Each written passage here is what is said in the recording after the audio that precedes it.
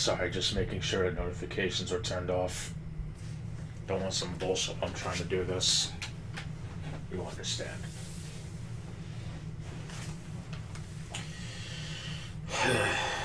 Anyway, so yeah, I'm not going to be doing this for very long.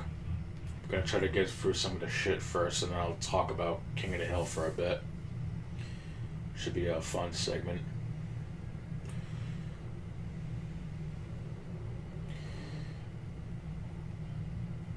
Fucking had mobile data on for quite a while. Great. Well, I don't want to talk about that. Just stupidity on my end, but it is what it is.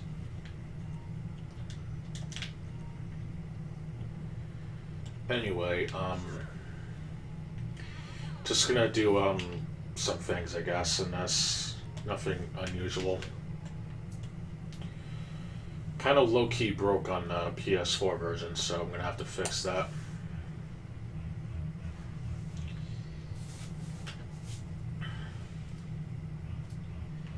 Probably start off with some bullshit, I guess.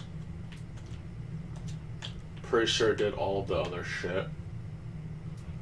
And also, to my surprise, the Mod Raza hits are actually double again. So it's kind of worth doing, I guess. Big shock. Big shock. Alright, let's get the acid lab over with first.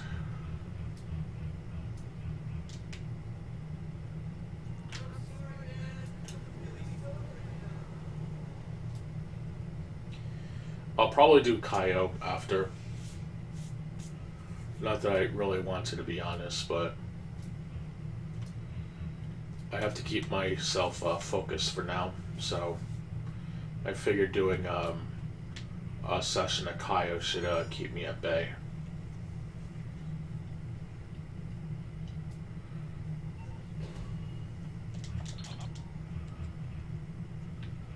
Okay, game, come on. I registered to sell.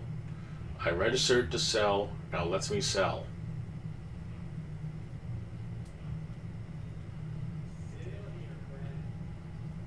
Oh my god, did this game actually glitch?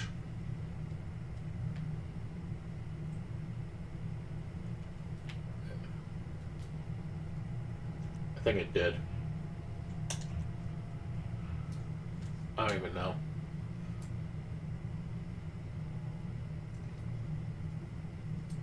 There's always something with this shit.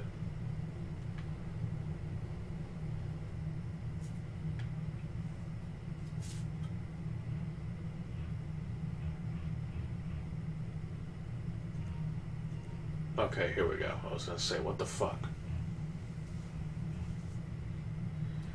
An annoying glitch, but not one that's game breaking, so I guess it's balanced out.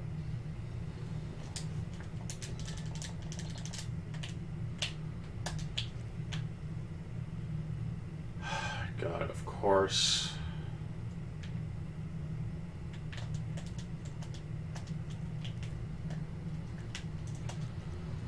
Alright, let's get the Iron Mule ready.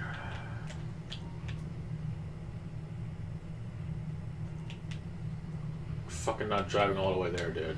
Not worth it.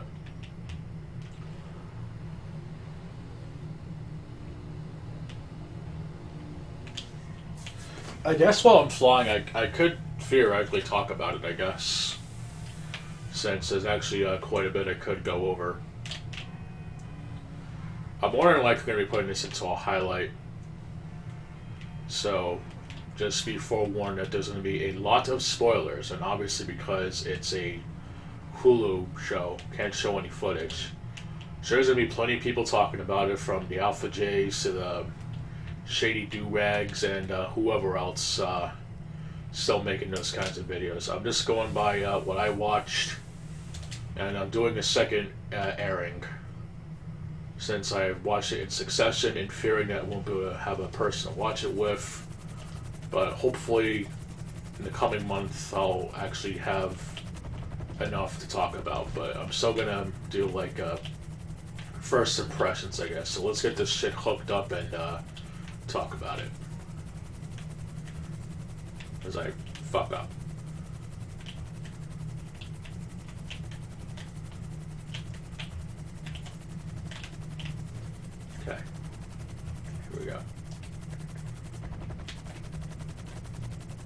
Oh yeah, I also forgot that this vehicle doesn't,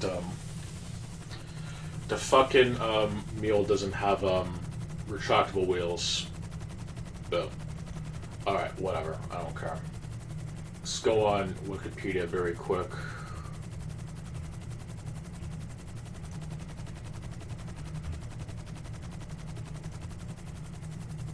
I probably typed it in wrong, I don't care. Let's see. Just gonna go to, oh yeah, the video game. There actually was a King of the Hill video game on the PC, November 13th, 2000. It's, oh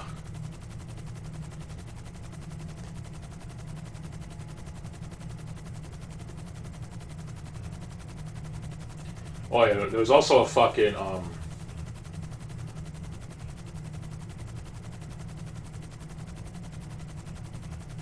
yeah, animation Frodo on the quest for cards. Okay, wasn't that like a mobile game?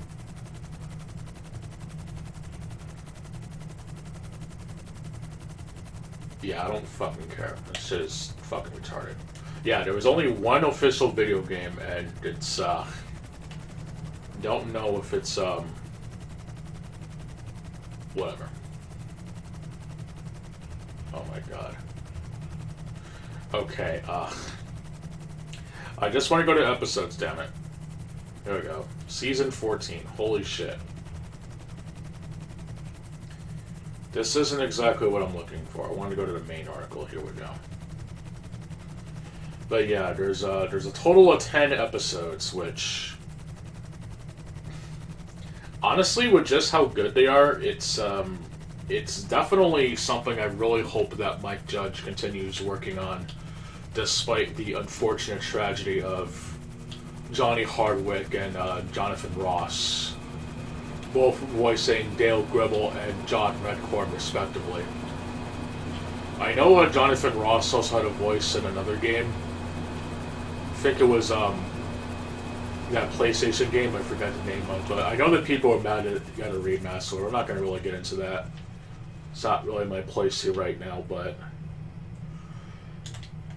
I'll definitely say that despite the initial rumors at first, I was thoroughly surprised at just how consistent the quality was with the original. And honestly, I fucking love that show. It is one of my all-time favorite animated sitcoms out there. I don't think anything will come ever close to my love for King of the Hill compared to other shit. It's just genuinely a good time.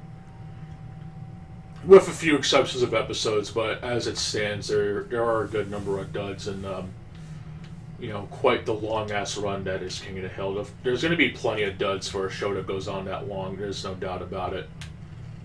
But I don't want to reminisce, I want to move forward into the future, so I'm going to talk about the episodes in order by,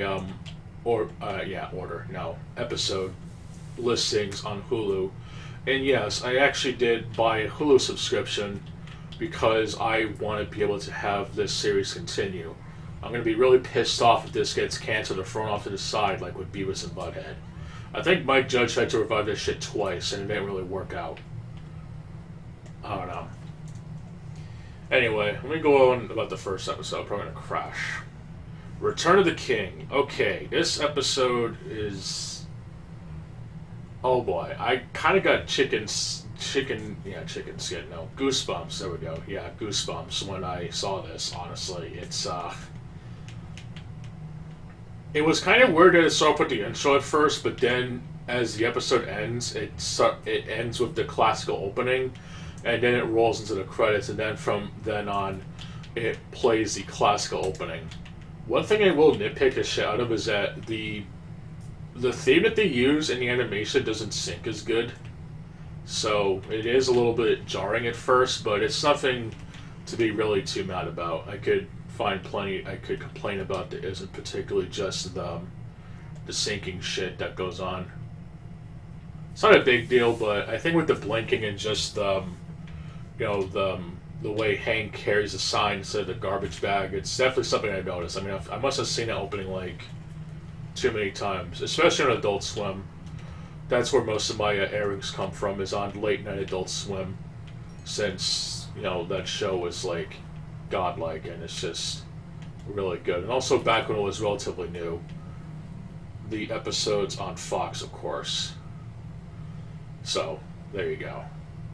It was either on Adult Swim or Fox. But yeah, it's... If you haven't seen the series, it might be a little bit awkward at first because it kind of introduces things that hasn't really been elaborated.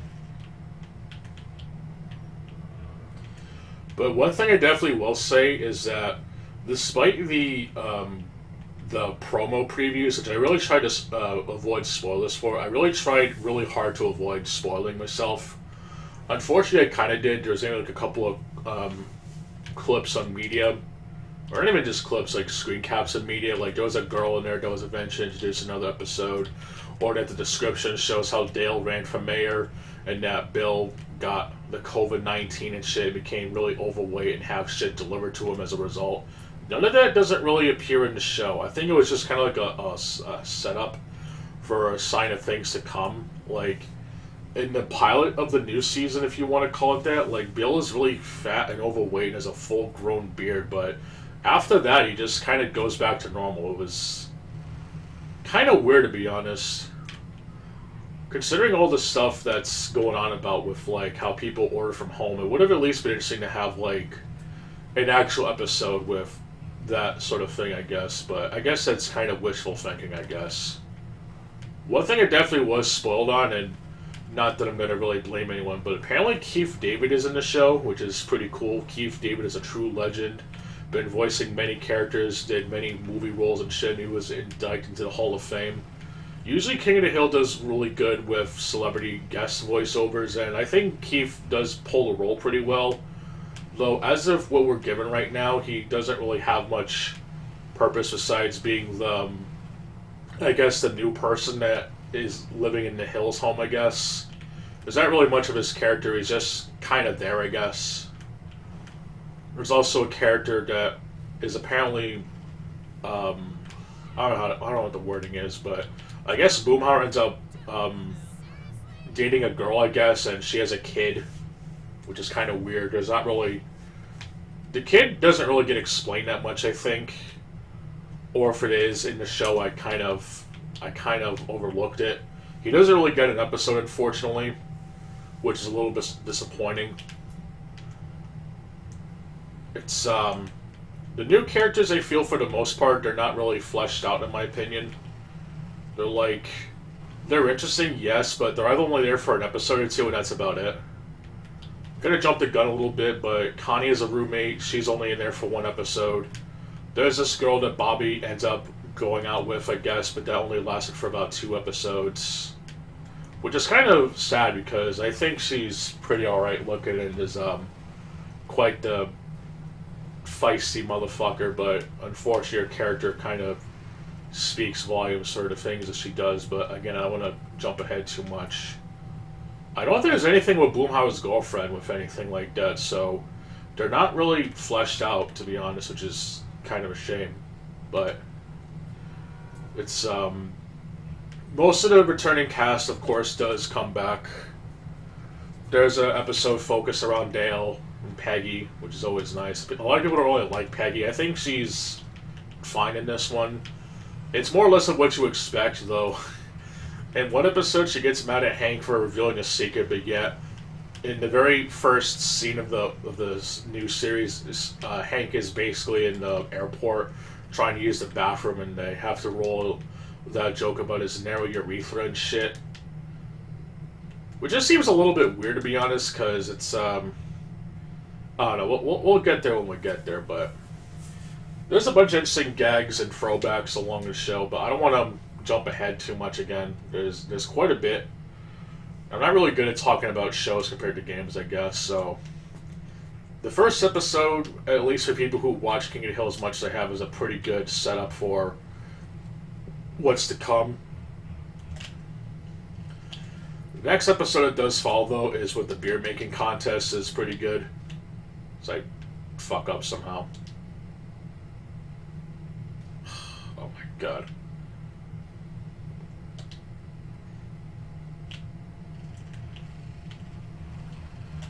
Essentially, Bobby and Hank compete to make a beer at a contest. But of course, as it turns out, they end up not going along with the contest because something that the journey is the destination rather than something along those lines. I forget the exact phrase, but basically, with the time that they spent together, trying to outsmart each other with whatever wasn't really worth the headache. So that was a pretty good episode. Another family bonding episode. There were some jokes in there that were pretty funny, like with how Joseph mentions how people oblivious to marriages, which is funny because Dale and Nancy are a thing, I think, but they don't really show much of John Redcorn and Nancy getting it on, I guess because of their age. Which is kind of weird, in a way, because that was like one of the main driving points of the show, is that Nancy and John Redcorn are getting it on behind Dale's back, and Dale is so oblivious to it, which is both funny and depressing if you think about it, but surprisingly, there wasn't really a lot of that. There was maybe like a joke or two are there, I guess. Nancy and John have a video logging site or something, but that doesn't really go anywhere. I think it's there for just an episode or a short gag.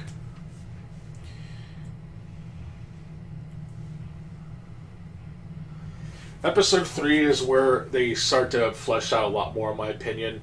Third episode is about Bobby having to deal with the fact that he's running out of charcoal, which, of course, when Hank finds out, he gets all pissed off because, Hank Hill is all about that propane and propane accessories.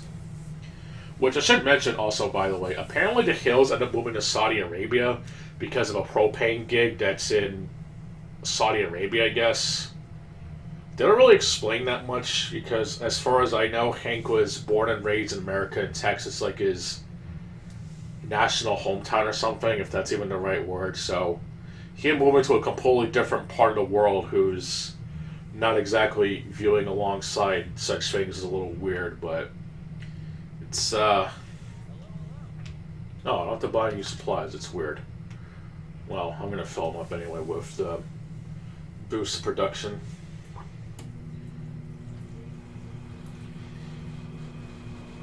Also on Wikipedia right now, looking at the first episode of the series to have Toby Huss as the voice of Dale, since unfortunately during production Johnny Hardwick did pass away, but I'm going to be honest, I think Toby Huss did a terrific job at keeping the spirit of Dale.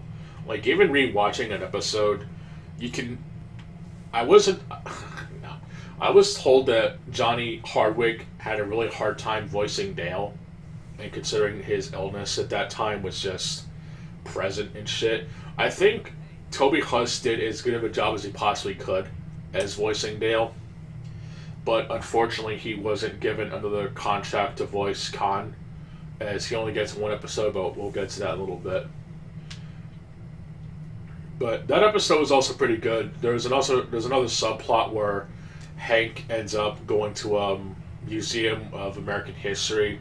That bit was pretty good.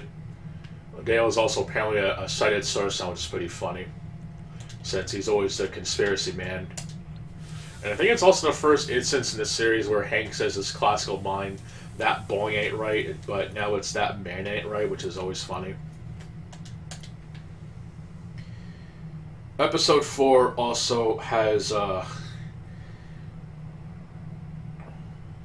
Episode 4 is essentially about Hank dealing with retirement woes and shit, so he joins along Boomhauer in some sort of gig where Boomhauer fixes people's homes but also talks to them, which is kind of funny if you think about it, because you don't really understand Boomhauer, and of course Mike Judge voicing him. I still think he does a pretty good job at that sort of thing. Boomhauer hasn't really changed that much, so he's not much of a womanizer these days. He's essentially just doing his own thing. I was going to bring up his bounty hunting role, because at the very end of the series they apparently imply that Boomhauer is a bounty hunter of some sort, but that didn't really go anywhere, unfortunately. Maybe in another episode if it does continue. Maybe it was intended to be something else, but that didn't really go anywhere. Which is kind of weird if you think about it, but whatever. Nothing of the sort was mentioned. They don't mention Luann or Lucky at all, though, with both those actors passing on. I don't know how they would be able to handle having them do their own thing or whatever. I guess it's sort of like an unwritten rule that they've like moved on or something. It's maybe if they were doing like an episode or something, they could like have a some sort of mention of it. But I guess it could be implied that they moved somewhere and living happy. I guess. But there was nothing of Lucky Luann mentioned, which makes sense considering that unfortunately those actors passed away, which sucks. You don't really like Lucky that much. It still sucks that he passed on. It's not very fun. But speaking of not fun, the next episode, New Refin Town, I felt this was like one of the weaker episodes only because its build-up didn't really have a impact to it. Like, I've been told basically that Hank Hill liking soccer is kind of out of character, which I can understand, but I think even the writers knew that they kind of wrote themselves into a corner because Hank's excuse for liking soccer is, well, maybe I just happen to like soccer. But then it doesn't really go anywhere at the end because basically Boomhauer referees again, but turning into some sort of weird super dunk touchdown hybrid, I guess. It just doesn't solve anything with the main message that everyone's happy because it's Texas or something. It's really weird.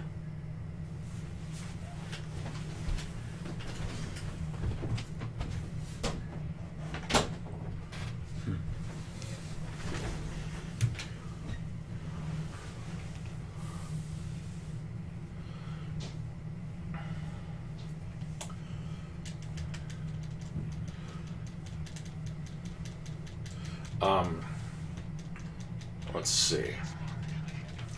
But yeah, episode 5, New Refin Town, it wasn't bad, but the payoff wasn't really that good. There were some funny bits, of course. I also have to mention, by the way, that Chain Masana-san is in there, of course, and yeah, you can tell I'm really terrible at doing these, honestly. I'm fucking terrible talking about shows. Apparently, Bobby opens up a restaurant, but having assistance from Chain Masana-san, which is why the restaurant has Chain in it. Roberta Chain, I guess, if that makes sense. It must be a reference to something, but I was kind of worried that Bobby and Chain were like good friends, but surprisingly, he's pretty much the same asshole that he is, even dating Connie, which that gets its own major episode, but we'll save that for later. And then in the same episode with Bobby finding out that Connie and Chain are dating, she essentially sets him up, Bobby, with of another girl, Connie's roommate, which you would think would be a kind of important character, but we don't really get anything with her other than that they basically want to have her fuck Bobby, which unfortunately he doesn't because he's always busy working at the kitchen and stuff with Emilio, who was another interesting side character. I thought it was voiced by a certain actor who is very famous in a lot of works, but I don't think it is. But he has a pretty good impression if that's what they're going for, or just being a funny guy, I guess. Emilio's a pretty cool side character. I hope there's like a episode with him, honestly. I think he's a pretty funny guy. He kind of sounds like Enrique from the original airing, honestly, but more Family Guy looking motherfucker. But at least the designs of King of the Hill do fit. I'm sure I'm going to hear some schizo going on, like Synthetic Man does, saying that King of the Hill has gone woke now because there's so many black characters or whatever. I really don't give a shit, first of all. And second of all, the characters, I feel, are organic to the show. Yeah, you have Keith David voicing a black character, obviously. I don't really think that matters, for one. But the characters in King of the Hill, that even though that they're newcomers or whatever, I don't really give a shit about their ethnicities, or as long as they're interesting characters. My main issue is that with some of these new characters, they're not really given enough screen time or fleshed out compared to the others, which kind of sucks. It's always nice to have new characters come into the fray, saying how they contribute to King of the Hill or whatever, but, you know, it is what it is. I don't really care about that sort of thing. As long as they're characters first, not just there to fill a couple checks, I guess, it's whatever. But I'm going to digress on that before I say some really heinous shit. But yeah, there was also a flashback bit with Bobby and Connie briefly dancing at the school dance, which is kind of wholesome in a way. You know, that was really cool and sweet. I definitely liked that.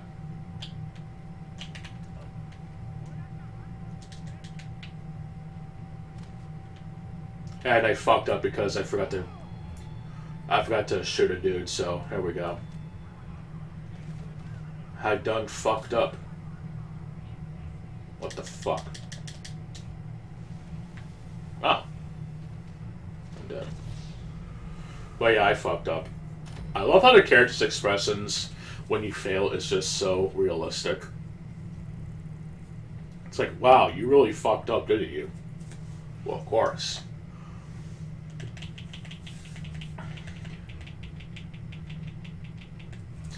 The subplot in episode 5 where Bobby ends up being swindled by a car dealer also speaks a lot of volume, since there are a lot of people who end up buying a car but end up getting hornswoggled instead. But in this case, Bobby essentially ends up buying a horse. Although strangely, you never actually see him buy a car, since that was apparently the whole trade-off, is that if Bobby were to buy a car, he would also end up getting a horse. So that was kind of weird, to be honest. Maybe there's some detail I didn't notice, but it's, fuck, dude. Fucking auto-aim threw me off.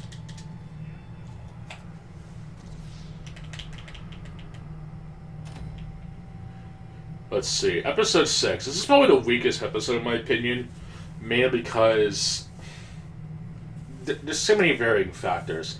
This definitely could have been an episode with Keith David's character being a main role, but whatever. Basically, Bill ends up offending a bunch of black people at a barber, which, if you know anything about King of the Hill, Bill Dolce was a military dude, but he was also a barber himself, so that should have had something more interesting going along the way, but no. Instead, it ends up turning to Bill lying about Hank and Peggy, which is really disrespectful. I know Bill's gone for a lot of tough times, but just essentially lying about Hank and Peggy, it's just all sorts of fucked up. And the fact there's really no repercussions, honestly, is what makes the episode kind of a buzzkill, in my opinion. There's still some great moments. I forget which episode it is, it probably is in there, but there's a comment from Shane saying that King of the Grill was canceled 15 years ago by Fox, and it's probably the most funniest burn that the writers of King of the Hill could come up with, since Fox actually did cancel King of the Hill despite it having a series finale, or at least had a number of them. And even though Cleveland's show turned out okay, I don't think it was a proper replacement for King of the Hill, and that really did make people pretty pissed off, especially one Reverend Byrne. That was not very cool, Fox, but yeah.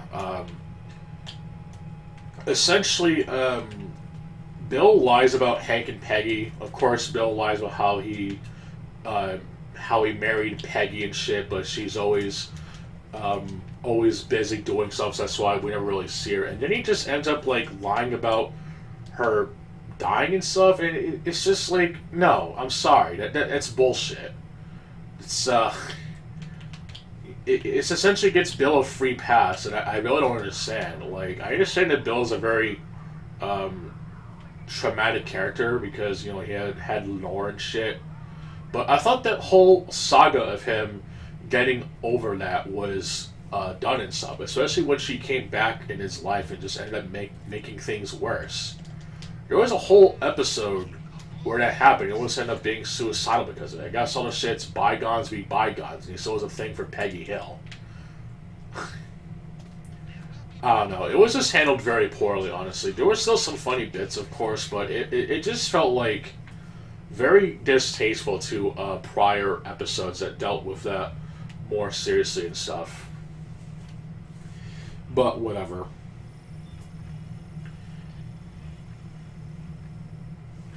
But at least the subplot is actually more interesting as I'm skimming through Wikipedia, as I'm hopefully not getting spotted again.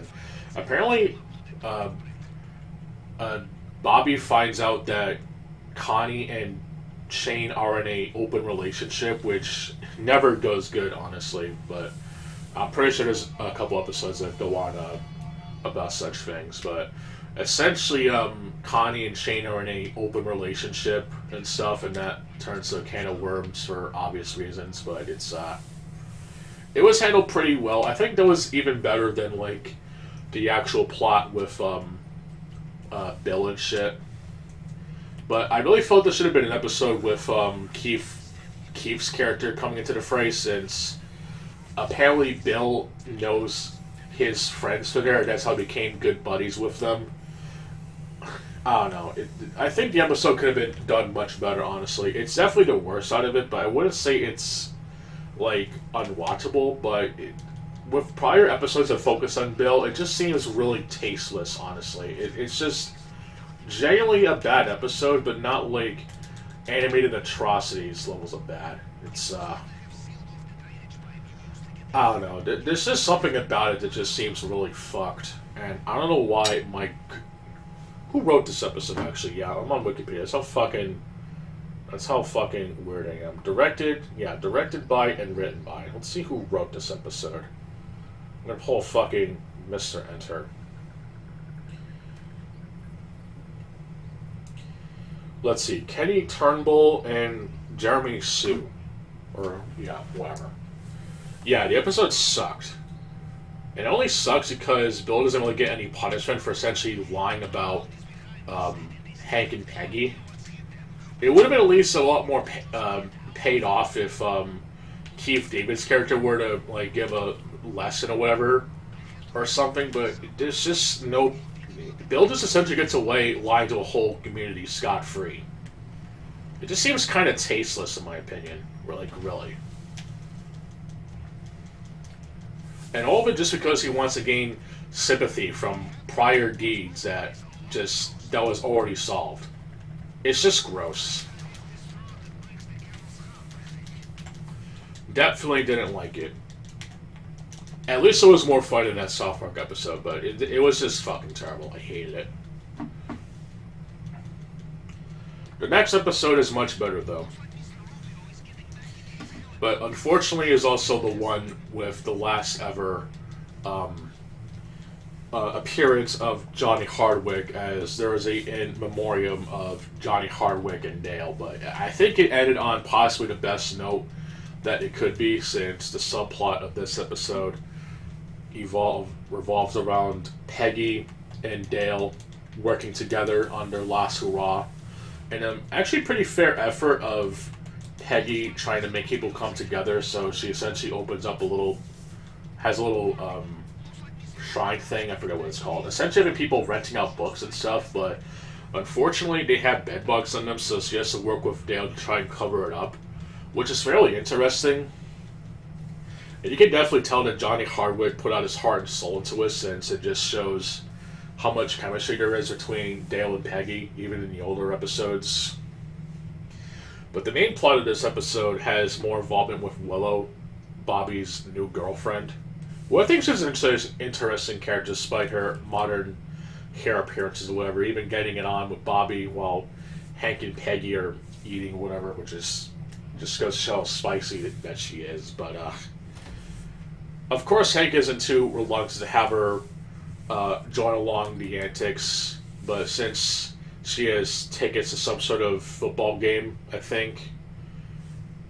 Oh no, there's some a football camp. There we go. Yeah, it's a football camp for the Dallas Cowboys, and it gives a chance for Hank and Bobby to essentially bond together. But of course, Willow ends up being a much more better player than Hank, and that essentially makes Bobby feel like a third wheel. So that was another interesting father-son bonding moment, but unfortunately, it doesn't act that Willow does.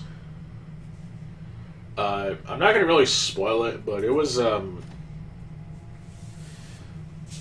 I guess it's kind of a show don't tell thing where essentially Bobby and Willow broke up and then she's just never mentioned again, which just seems kind of weird.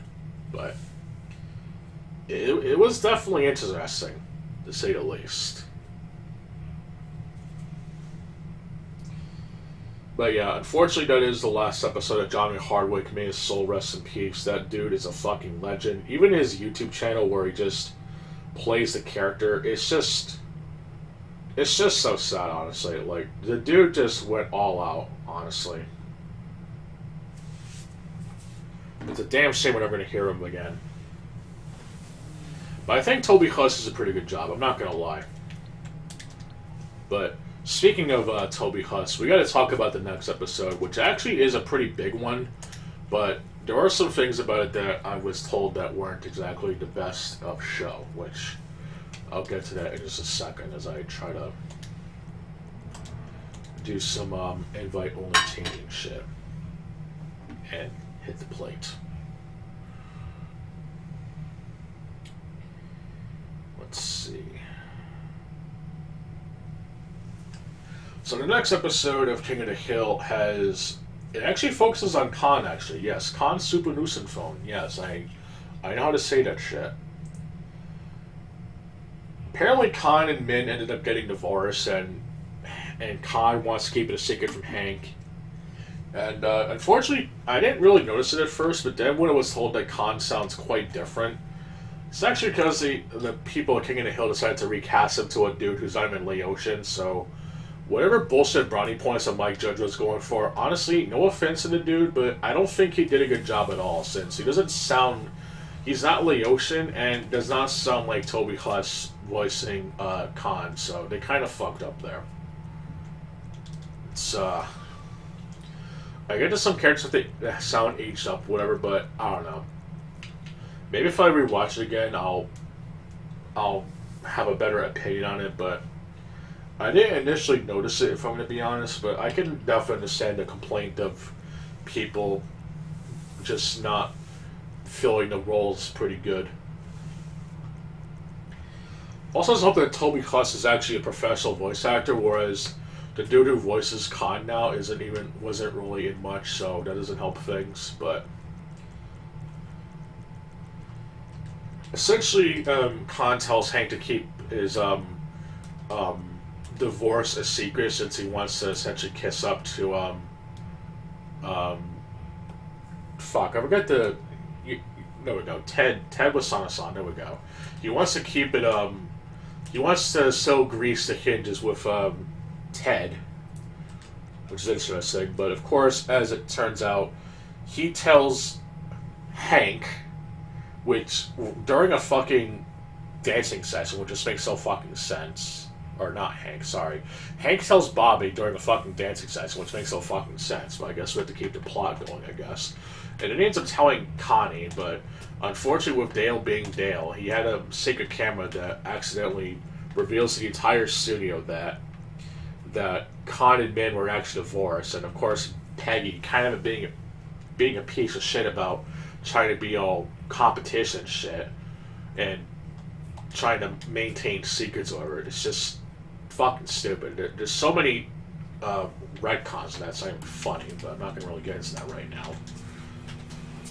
But it does eventually show that that Shane is just a piece of shit. He essentially only wants to use Connie for sex and nothing more, even though they're in an open relationship. So that's always nice to see. Not really, because he's just a piece of shit.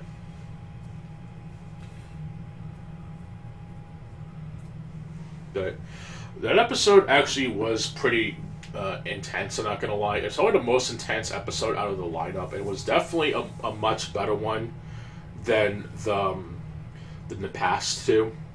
Not that the one with Willow and the campover was bad, but it was definitely a very interesting episode, to say the least. It was certainly quite a suspenseful one. I would purchase this vehicle, but I just have $1 million. I don't want to waste it right now, but this is a color that is not on any other one. I'm just going to show it off, because you have this color, but that's not it. You have this color, but that's not that color. And you have graphite, but it's not that color. Obviously, it's too bright. And you have Amphrite black. So yeah, this is a shade of black that you can't get anywhere else. Yeah, stop modifying this vehicle. Yeah, I'll buy this another day.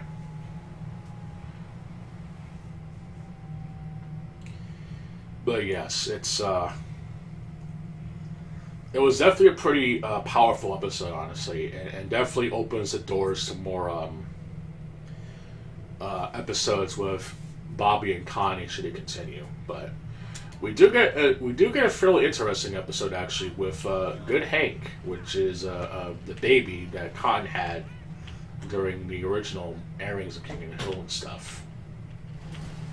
And safe to say, the episode was actually pretty good, although the only real complaint I have with it is that there's a point where, during the climax, if you want to call it that, Good Hank essentially mentions how he's talking to this girl, and essentially Hank tells him that, well, it's the girl can make the choices she wants to friend zone you, but yet they don't really explain this or show this. It's just kind of a show don't tell thing, which is kind of dumb, since there's been a lot of situations where people want to have that friendship, but they don't really show it. They just kind of show them being on a computer or whatever, and that's really about it.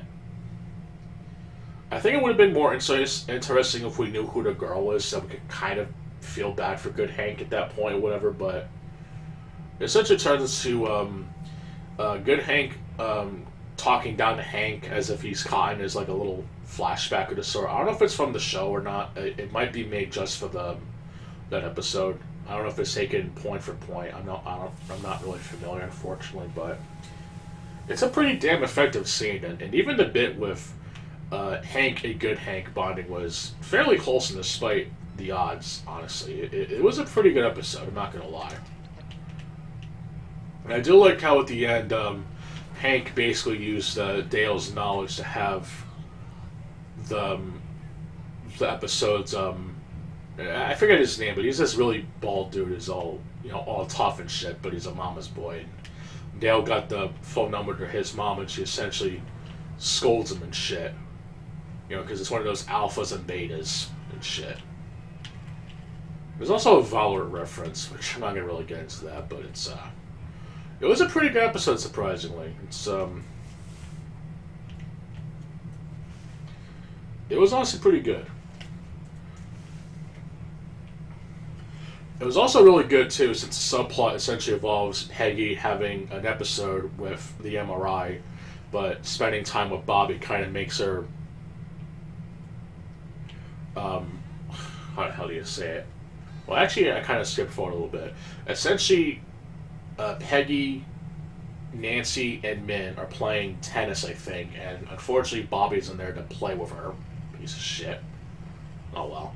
Essentially, Peggy sprains her knee and she has to go through an MRI, and because she has an episode with close encounters of something, she gets a lot of panic attacks. It's pretty fucked, honestly. Even in an elevator, it's just depressing as shit. But then Bobby comes, saves the day, and it's a pretty nice reference where she has some sort of infection, because in that very famous episode where Bobby's going around kicking people in the nuts, and it's essentially mentioned that I think it's like a 10-year gap, because I think the doctor mentions that Bobby was 12, I think, when it happened, or something, somewhere around there. So I think it's like at least a 10-year gap or something, if I am remembering that correctly. But yeah, it was a fairly nice episode. It was also pretty good with Good Hank and the bonding moments with Bobby and Peggy. And for once, he wasn't a complete pain in the ass compared to how she was in other episodes, honestly. She even got some action with regular Hank in one episode with the one where Hank becomes a soccer ref, which is probably the only real payoff, that Hank got some poo-tang throughout that bit. It's pretty good. But yeah, the ref episode and the other episode, unfortunately, are not very good. I say the ref episode was slightly less harmful, but definitely the one with Bill was probably the worst. Anyway, unfortunately, one more episode of this essentially involves essentially Boomhauer opens up a wild hog killing business, and it actually has Buck Strickland returning for one episode, which surprisingly he's doing pretty good. And there's also a bit with the subplot where Bobby and Connie try to go on dates, what she liked to do as a kid and what Bobby liked to do as a kid, and unfortunately Connie gets injured, and she kind of gets a little bit freaky with Bobby, despite having a broken arm or something. It was pretty weird, but it was strangely wholesome at the same time, showing that the true love between Connie and Bobby will forever be the traditional way compared to Willow and shit, but oh well.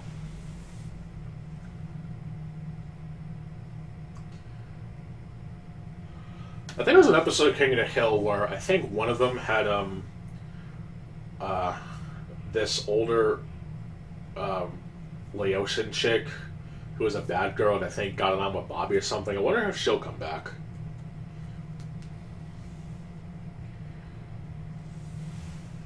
Also, unfortunately, it is the last episode to have Jonathan Haas as Jonathan Haas. Fuck, I probably said Haas the entire time. Jonathan Joss is the voice of John Redcorn, so who knows what will be in his character if they do a season. Was it season 15? I think. Yeah, season 15. I really hope the King of the Hill does get another episode, another season. Honestly, it's like the only sitcom I've like major interest in right now, and it's just. I don't know. I definitely felt a lot of things, honestly. Like, I like they actually age up the characters that just doesn't do the thing like with Family Guy, The Simpsons, or whatever, where the characters are just the exact same since the 90s and shit. I mean, yeah, it sucks that it ended when it did, but then with that time skip and shit, it just feels like you haven't really left or anything. But I really liked it, honestly. There were only maybe 2 episodes out of the bunch, with Hank being the ref and Bill essentially getting a free pass on lying to his best friends and shit.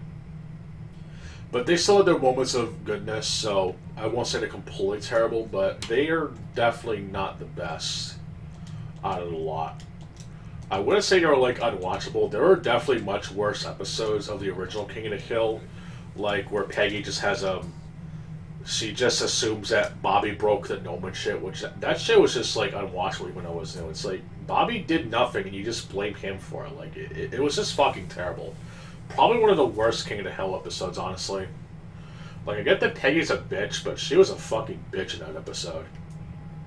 Just god awful episode, honestly. Just fucking terrible. Bobby did nothing. I mean, yeah, he gets into some trouble and stuff, but he literally did not do anything, and yet he just gets blamed for it because of Peggy's stupid fucking gnome obsession. I wouldn't say those episodes as bad as that. Definitely not, but for a revival of a show that only got 10 episodes, and with only 2 episodes that are, I would say, like, less than average, it is kind of disappointing to say the least, but I definitely did enjoy watching it. And I'll definitely watch it at least a couple more times for us. I can grasp some things, maybe notice some things I didn't see the first time and shit. I definitely did enjoy it, though. Definitely. 110% did I enjoy it. It was great hearing Hank Hill again. There were some really funny bits in there. It's really good to see Keith David being part of a legacy show, even if he wasn't there to begin with. But he's a talented actor. I'm sure that if Mike Judge will do more episodes, he'll get a lot more episodes involving with him. Maybe we get episodes that involve Luke, the kid that Boomhauer's technically the stepfather or something. I don't know what it is specifically, but it should be interesting if Judge plays his cards right. I really want to see this series continue now that there is some demand for it. I haven't looked up how other people feel about it. I probably won't because personally I don't give a fuck how other people feel about it, which might seem kind of fucked. Aside from like 1 or 2 people who I talk about the show with, but it's like I genuinely enjoyed it, and I really hope that the show will get a couple more seasons to come. But I hope that he doesn't do the thing with other shows where they like milk it to death. I definitely want there to be a decent start, middle, and conclusion. Like, it shouldn't have to be milked like with Family Guy or The Simpsons or whatever is out there now. I just hope that with this strong starting foundation that there will be more to come, I hope. Even without Jonathan Joss and Dale, or not Dale, Jonathan Ross. I probably said that wrong. Johnny Harwood. Why did I say Jonathan? Whatever. Something doesn't matter. We did it. I don't care. Despite Johnny Hardwick passing on, Toby does a really good job voicing Dale, honestly. You could probably hear some voice discrepancies, but it's definitely a decent replacement, I think. You didn't get the dude that sounds like a generic dude that's like a Family Guy, whatever. You know which voice I'm talking about. It's the one that they make him sound like a generic person, especially in the skits they do. With especially with one I can think of where when he's voicing Arnold when they make fun of Kindergarten Cop, he's not a doomer.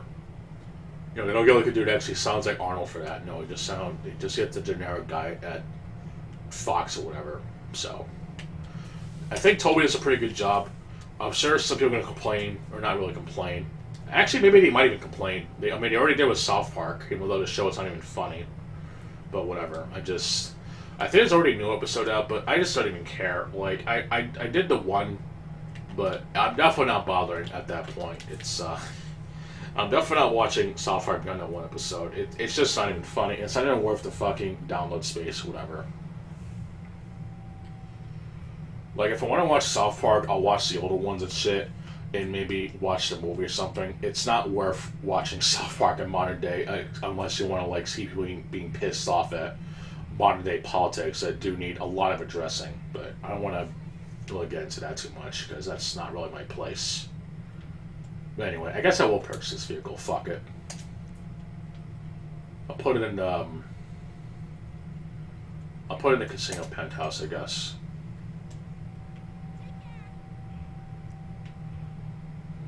And I guess I'll end it by delivering it, I guess. Why not?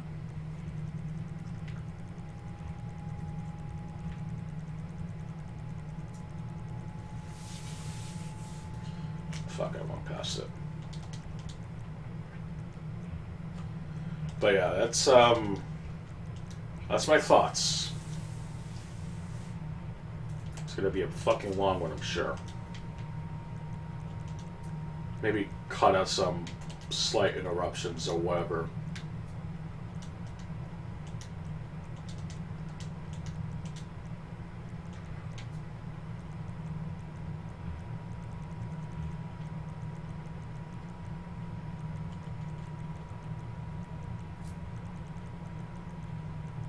Let's see.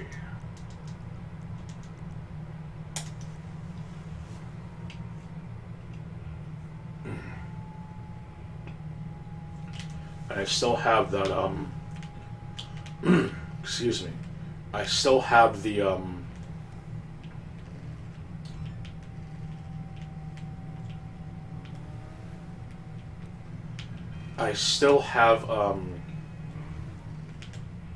damn, I've completely forgot what I was going to say. Oh yeah, I still got at least 100,000 so that I can start Kyle again, so I'll probably be doing that next time. So I'll see what it can do after this, honestly.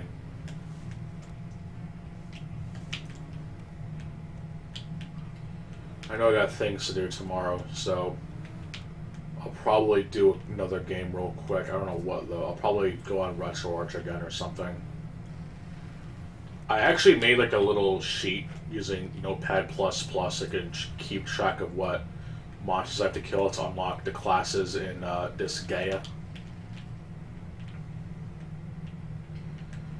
I should probably get around to playing the DS version just so that I can unlock the episodes and stuff, because for some reason there's no code like there is in the PSP version. We can just instantly complete a level, which kind of sucks, but it is what it is. But I also technically did find I think I found the numbers for number of allies killed, I think, so that I can get the other two endings and shit that require you to get a certain amount of ally kills, which is kind of weird and fucked. But I know that if you want to get all the musical pieces legit, you do have to go for the game quite a number of times, and that can be excruciatingly annoying. So that's fun. And I know there's some episodes you have to reach if you want to unlock more of the assembly passing or whatever, which is always fun.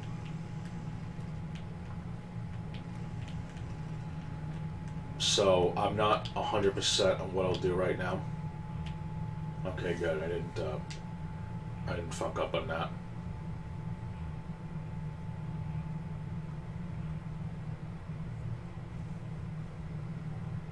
Switch is terrible taste in designs, I tell you what.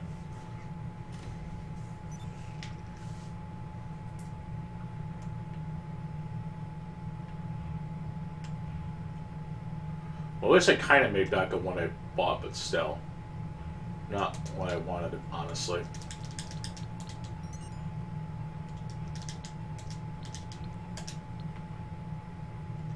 Might as well deposit the money, I guess.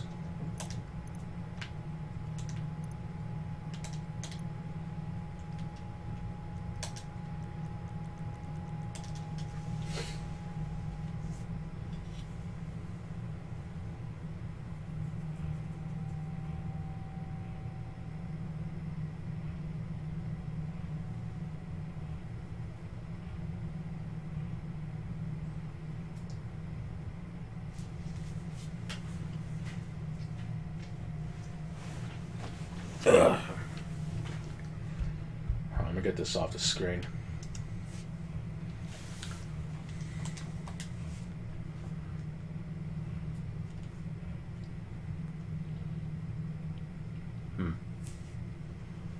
Okay.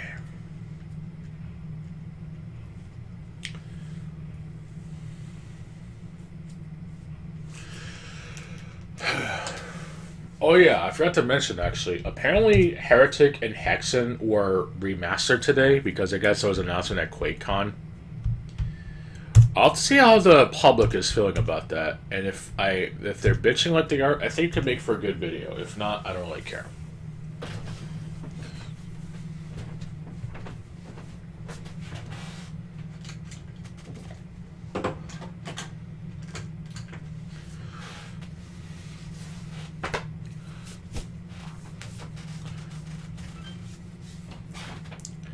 Yeah, I guess there's some retro arts for a bit, I guess.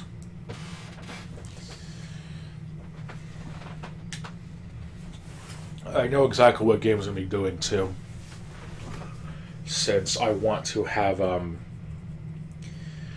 ready for whenever the time comes, I guess. So I'm gonna get that set up.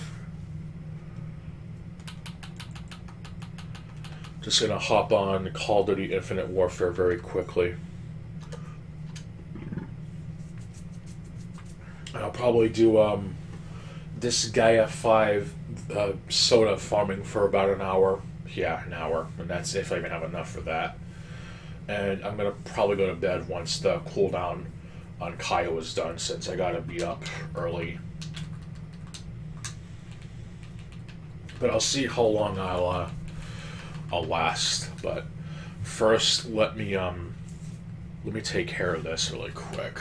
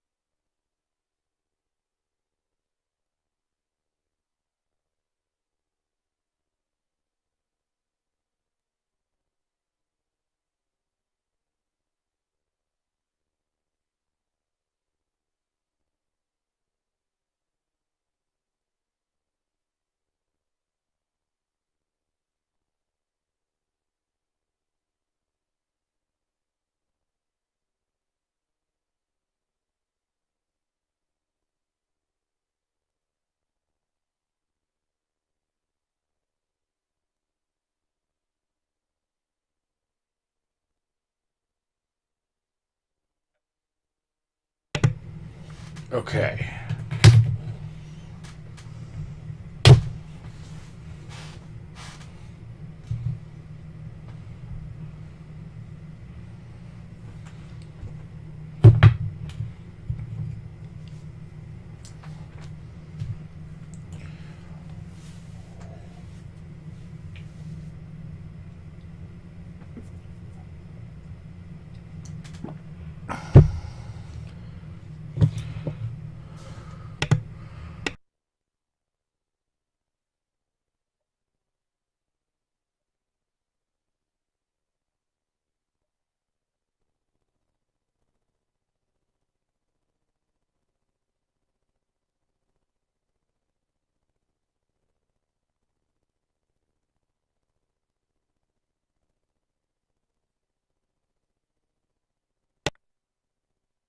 Okay. Excuse me. Alright, let's do some retro art. I'm gonna get the games I want to load first.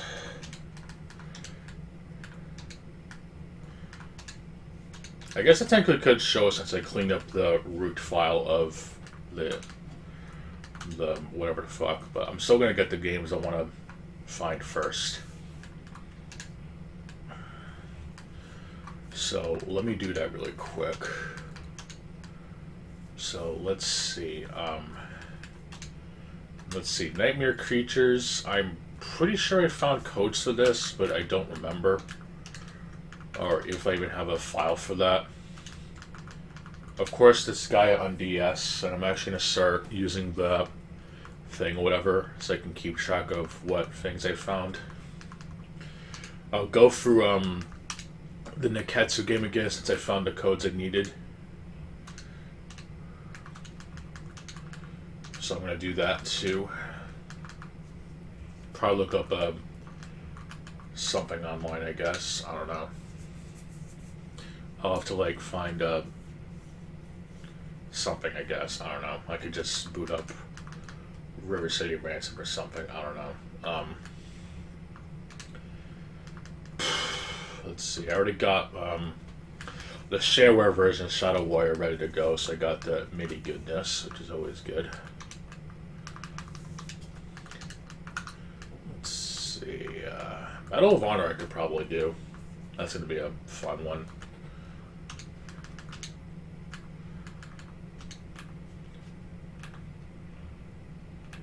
I don't think I'll be able to play it though because of the fucking music and shit, so I'll have to leave that in the sidelines for now.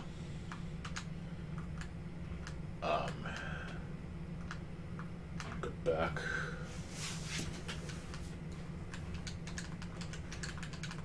Let's see.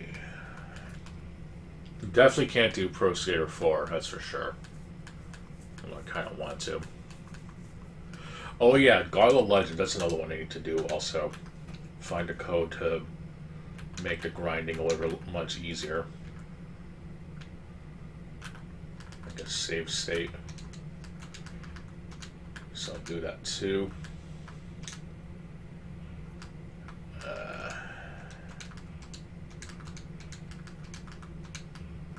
Let's see. I'm pretty sure I've already done Twisted Metal 3 and 4 because I know there's apparently a bug in the original version of Twisted Metal that makes it impossible to save your shit or something, so that's nice. They did fix it in a revision, so that's good. But I know that is something that should be of interest. 007 Racing. I don't know if I actually have a save for this. I don't think I do. Let me check. Oh yeah, I got codes to this, but I don't remember which one they are, so that's nice. I'm gonna have to like go for all that. Oh yeah, I have whatever on here.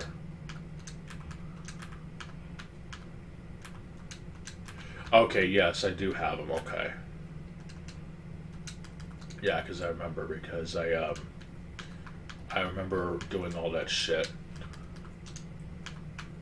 Fucking, this game is terrible.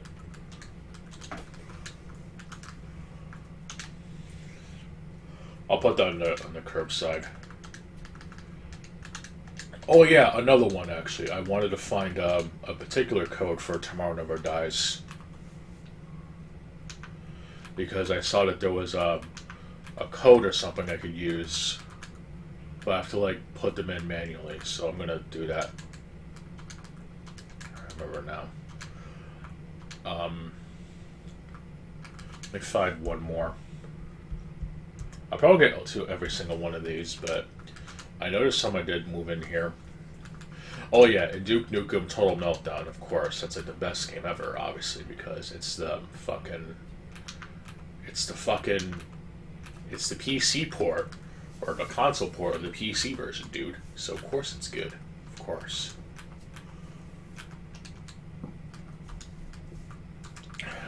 Okay, let me check one more game.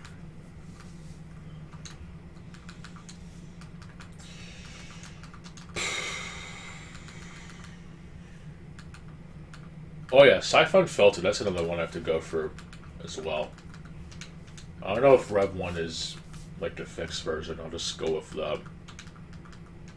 No, not Silent Hill, no. I think of the Greatest Hits version, I think. I'll just go with that version. Fuck it.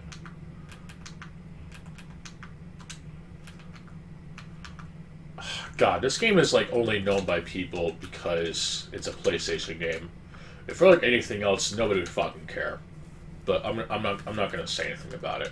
I don't want to be an asshole. Not right now, anyway.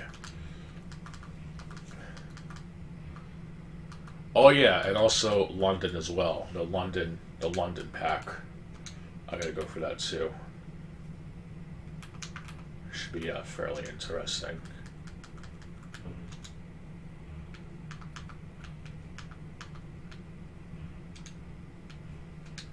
Oh, it actually doesn't require using whatever. Should be interesting. I think a sub version requires you to swap out discs or something. I don't remember. I think it might be this one or another one. I'll figure it out. Oh yeah, there's a version that you have to like switch out discs, I think, but then they made it a standalone release. So that's nice. I don't really get that, to be honest. I'll do that too, I guess. I don't think I have that version though.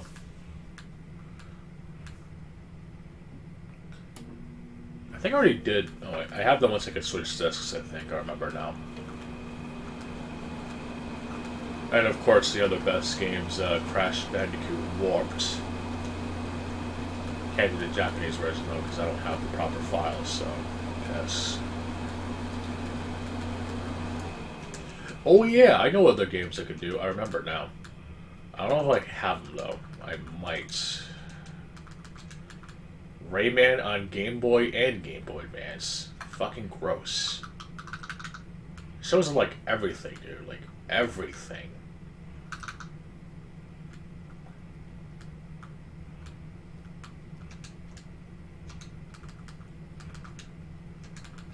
Let's see. I don't think it's here. Yeah, because it's all Game Boy. I don't have Game Boy Color. That's fucking disappointing. Alright, where? Oh. What the fuck? Oh, here we go. I was gonna say, what the fuck? Alright, I'll do that one, and then I'll do the other, I guess. See which core works of it.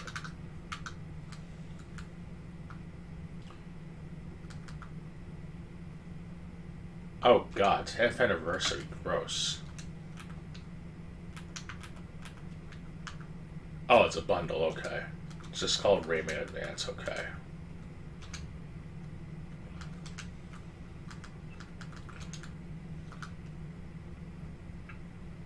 Yeah, I think there was a Game Boy Color port of it, but I don't have that right with me right now.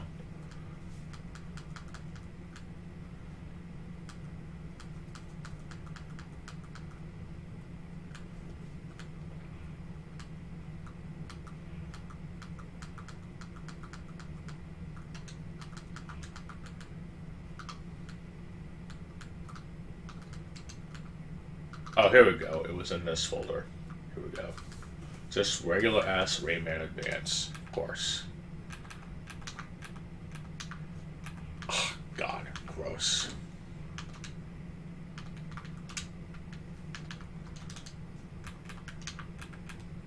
Alright, let me use the bathroom and I'll get started.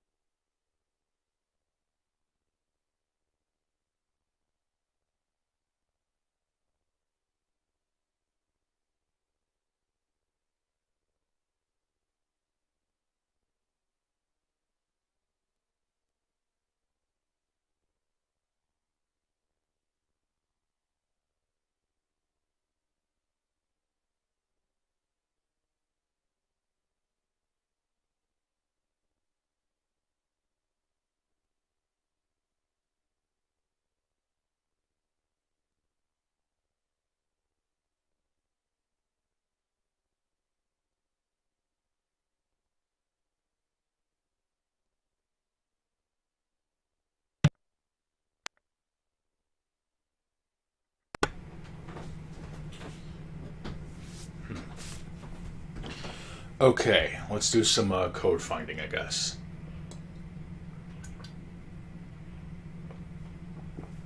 Okay. Alright.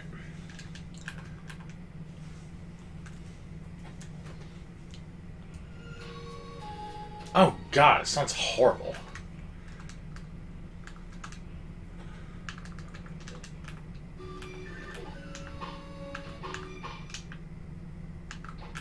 Oh. For some reason I have like 99 lives. Whatever, I don't care.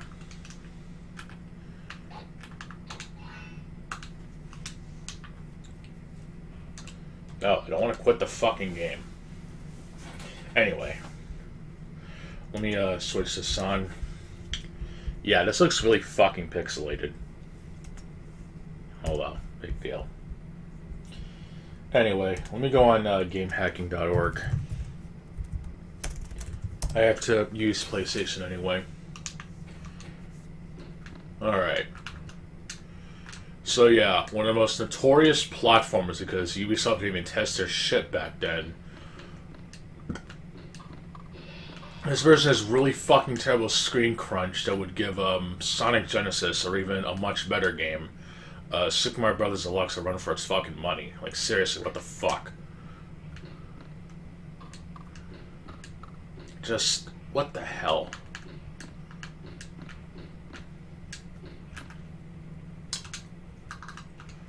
Let's see, this is 8-bit, so let me make a save state. And also move some shit from the history. I'll leave that there. This I can get rid of. There we go. I'll probably work on those, I guess. Anyway. Just gonna find Rayman very quick. I also want to do the Jaguar version of all fucking things. Yeah, there was also a fucking Atari Jaguar version of fucking Rayman. What the actual fuck?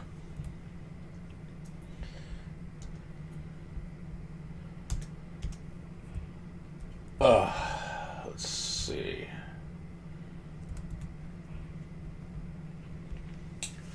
Yeah, I guess there's a value I guess could find, I guess, so let's just find it. Yeah, of course. Nice to see that hasn't changed.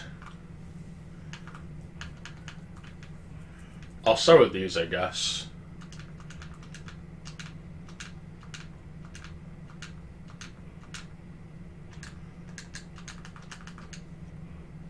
Yeah, I gotta change the hotkey bindings to that. Because I have the fast forward button set to the R3. So, it would not work.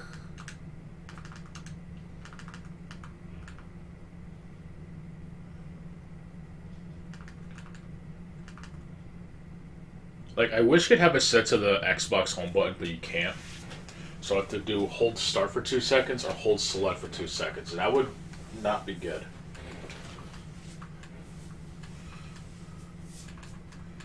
I know this one's a clear reference to Smash Brothers because of the how to quit or whatever. So I'll just go with L1 and R1 again. It's like the one I'm like used to, I guess.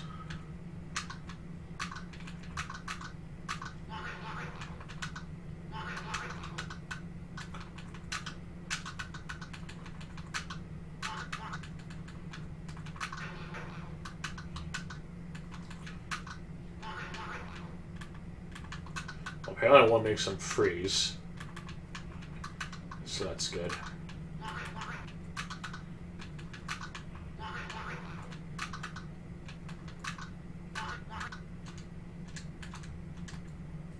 Yeah, these are definitely not it. I gotta reload.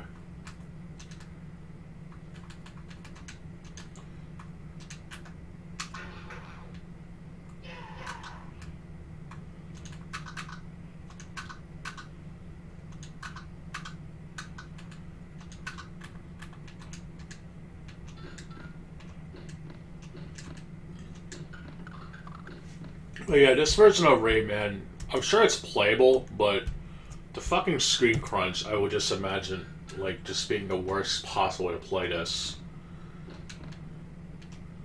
They also made it easier for no real reason.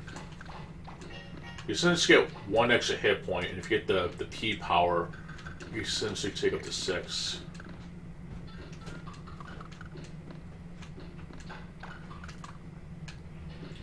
Nice pixelated sprites, honestly.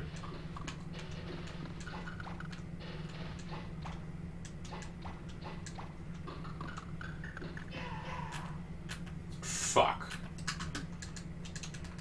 Fucking stupid ass muscle memory.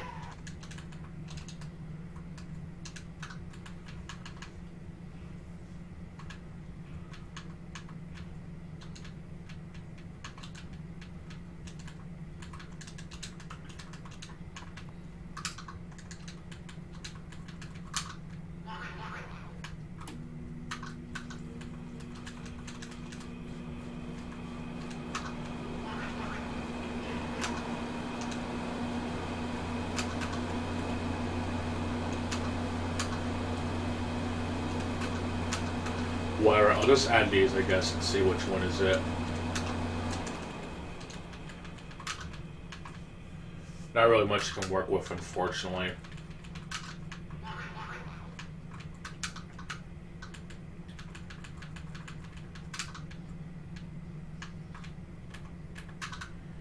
Okay, that freezes the... One of these codes freezes the background. Oh. Got some weird sprite with Rayman going on. Well, that's definitely not the right one. So I might be getting there. Okay. Well.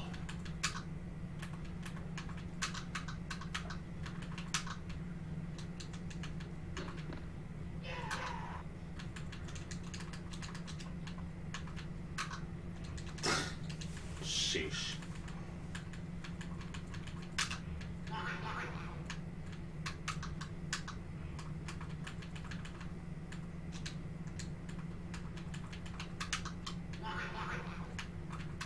I'm pretty sure one of those has to be it.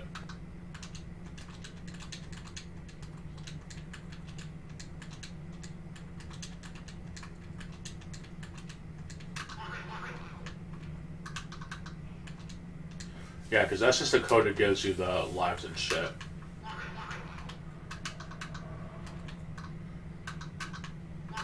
So one of these has to change that.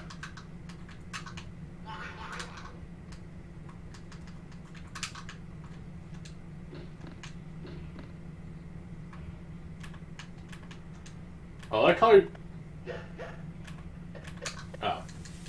I was gonna say, I like how he found the code that changes how high you are, I guess.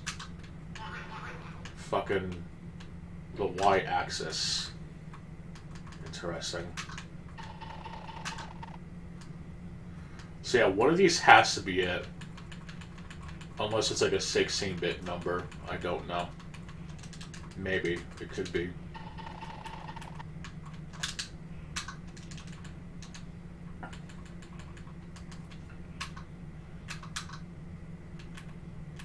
Oh, there we go. Well, I found the animation, but I haven't found, like... Oh, there we go. There you go. I actually found it. I think it's this one. Oh, it has to play the animation first? Huh. Very weird. Well, at least I kind of found it.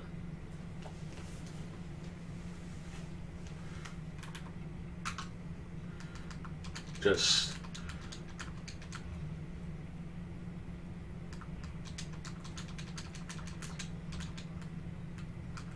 Yeah, it just have to be like a 16-bit value, but at least it's better than nothing. I don't really care.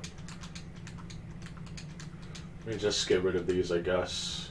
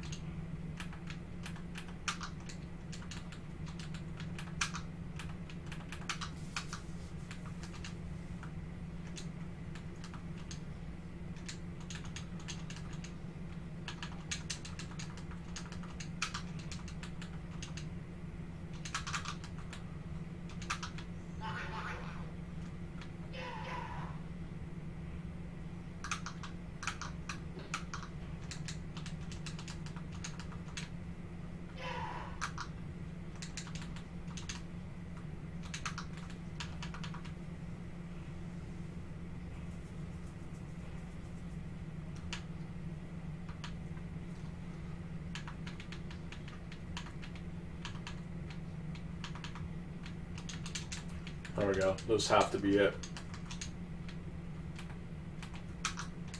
Ah.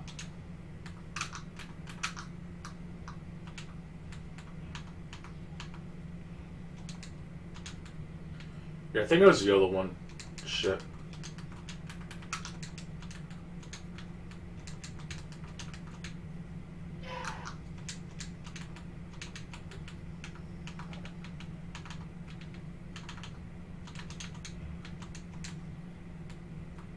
Alright, try it again.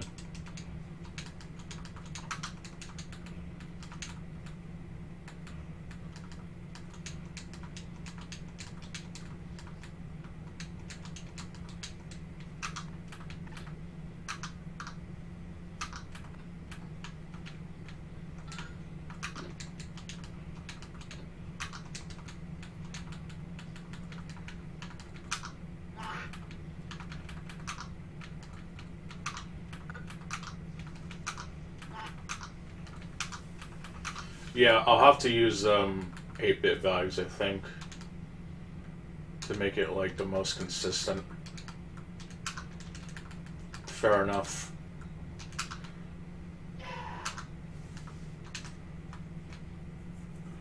At least I found them, which is good. Heck, I got a level skip code right here, which is good because this version is kind of shit.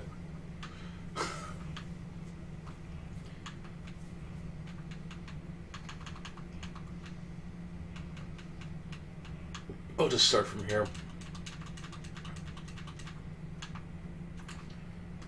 Okay.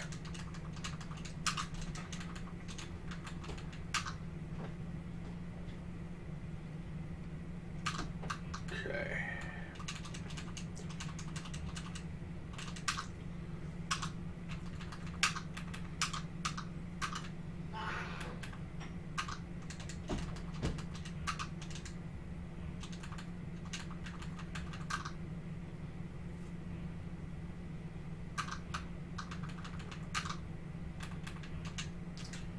But yeah, strangely enough, you don't get the block bars during this part, where you get the abilities from, what's-her-face. Also, some sprites are just, like, horribly scaled, while others are actually pretty good. I don't get that, honestly. It's really fucking distracting, I swear.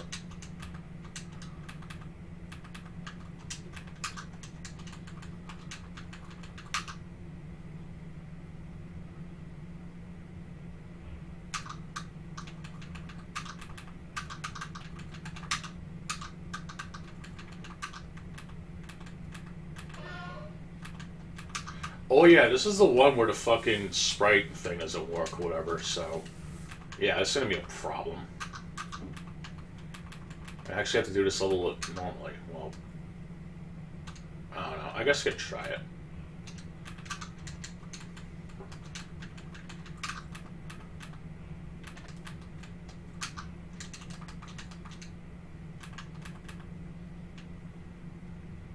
I like how there's actually, like, winning sprites for Rayman, and for some reason when he does that, his eyes just turn all chippy and shit. I don't know what the deal with that is. I wish I knew.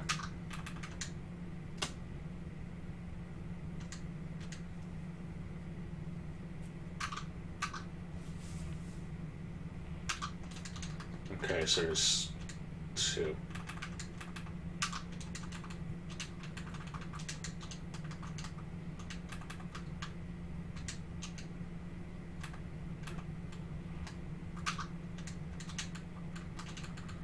Do I at least have a hit points modifier? I probably don't. I mean, I have lives, but that's not gonna really do much. Whatever, I could see, I guess.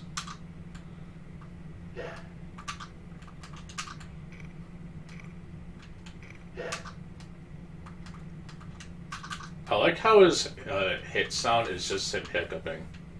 What's the deal with that?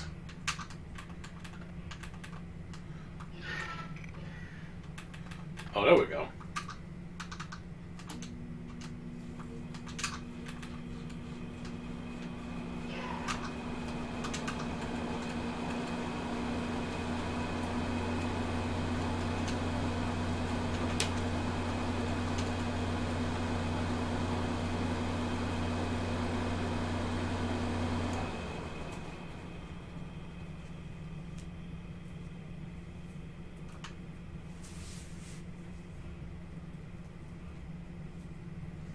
I could probably do the Jaguar version, probably. Now that I know what I'm looking for.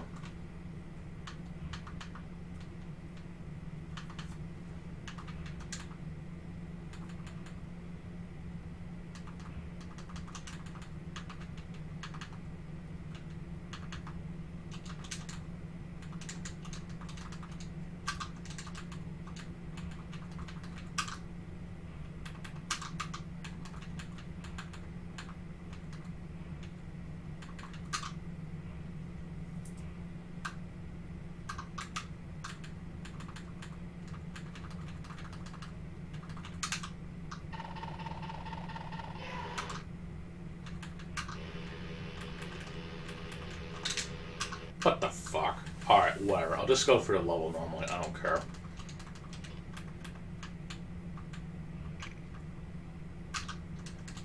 It can like find like the fucking iframe amount. I think I found it. Good enough.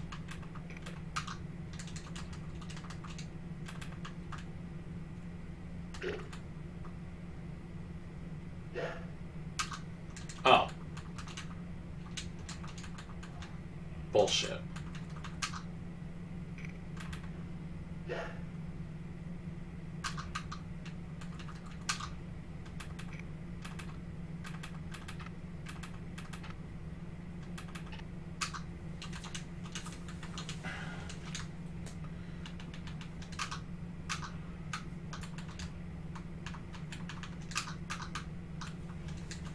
Whatever, I'll just do it normally.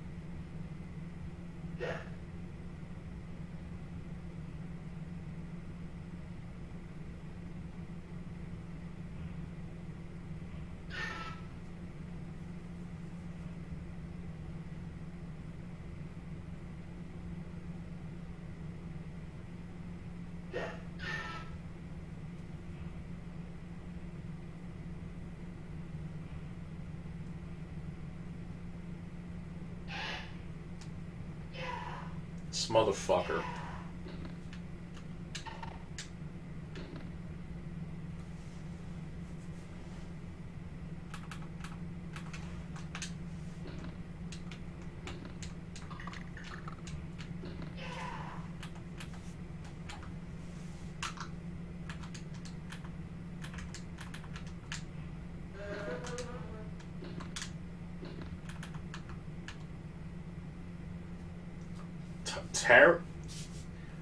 Tarazan.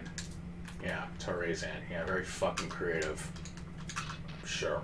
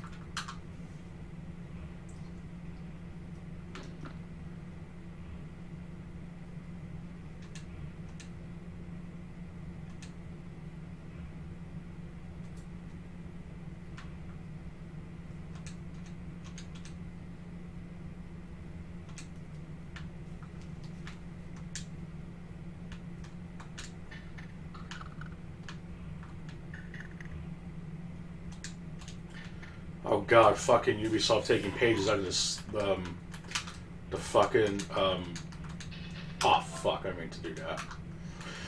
The fucking ability from Super Metroid with the grappling beam. What the hell?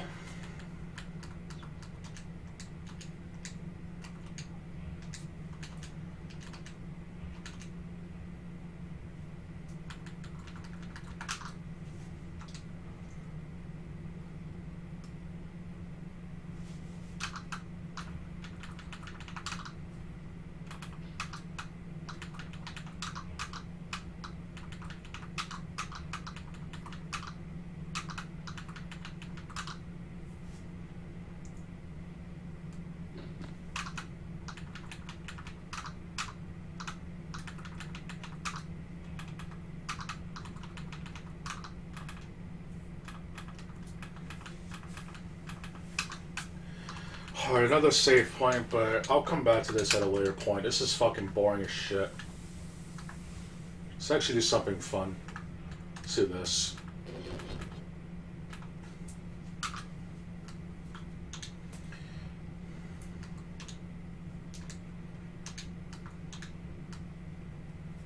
Let's see if this will work.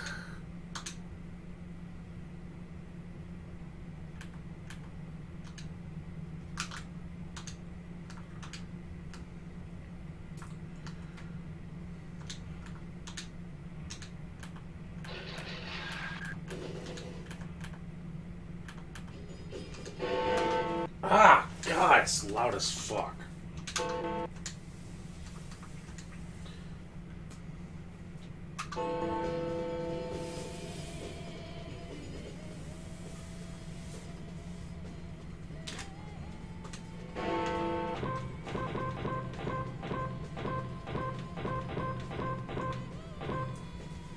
Alright, same setup as last time, I guess.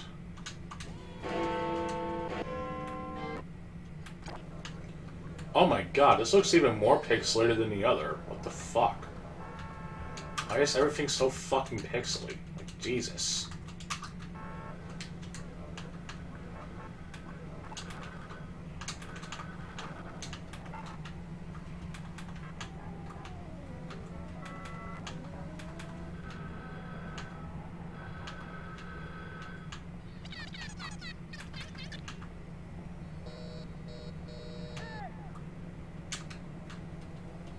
Yeah, this is also 50 hertz, so the game just runs like fucking shit.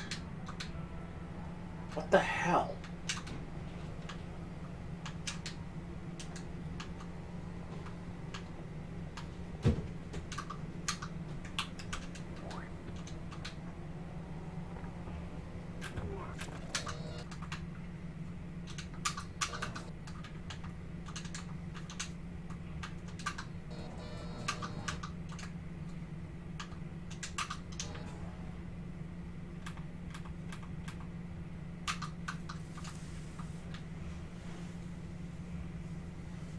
I think the target score for all these is 100,000, I think.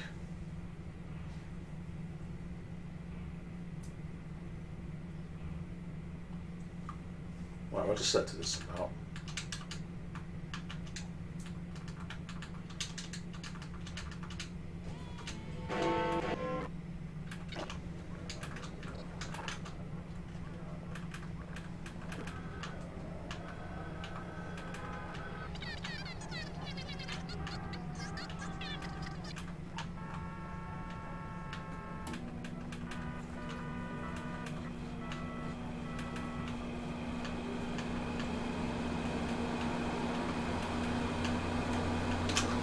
My god, this is so slow and shit.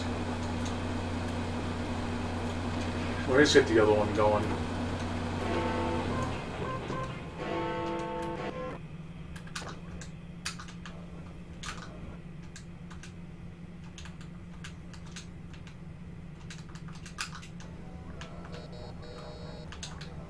Just want to find the store modifiers.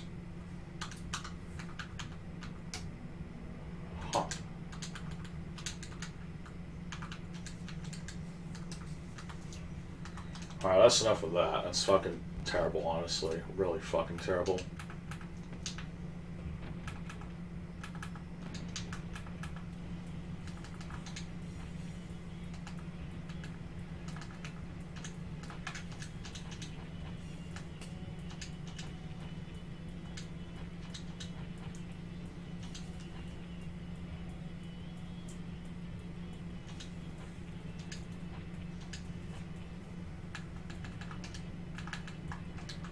Yeah, unfortunately, I don't really have a way to, Is there even a damn good difficulty in this? I'm gonna assume no. Wait, what? Oh, I know what's up. It's because I have codes for this already, I think. Yeah.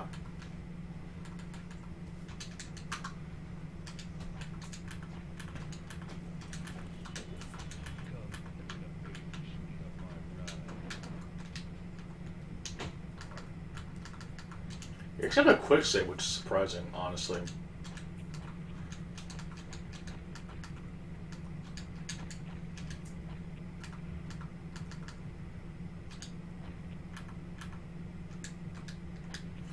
So it actually was a quick save option on this version. It's very interesting.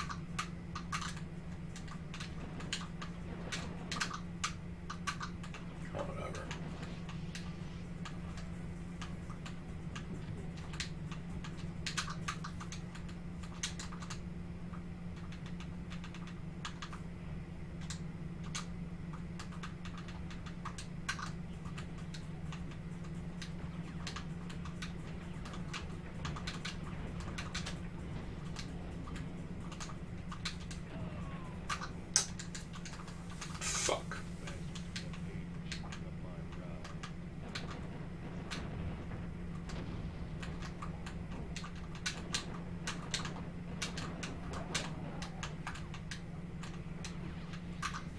Yeah, there's probably a way to like find them weapon modifiers or whatever. Just can't think of it right now.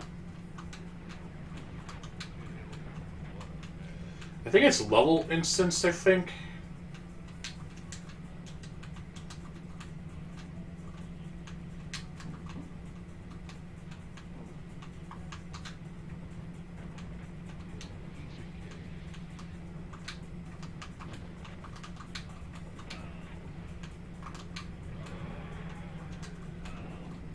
Fuck.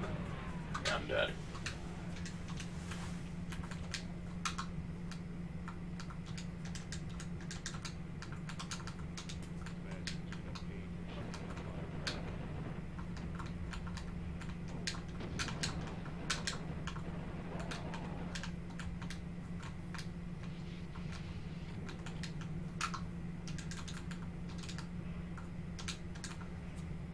Let me try searching for there, I guess. Go the other way.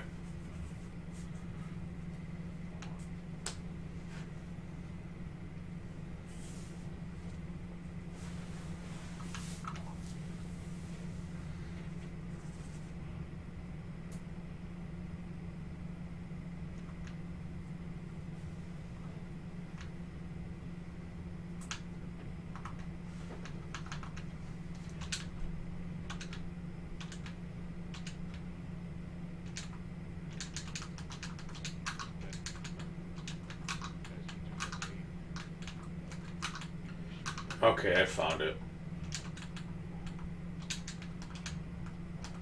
Don't know if it'll work though. Oh.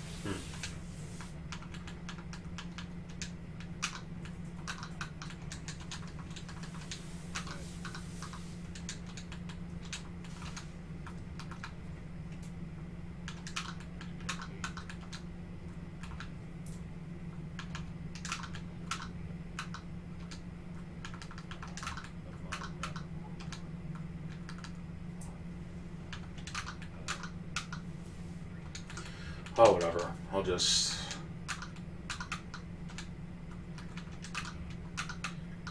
Shit. I don't know. I'll have to like use an all weapons code, I think, for that. I'll just move on to the next game.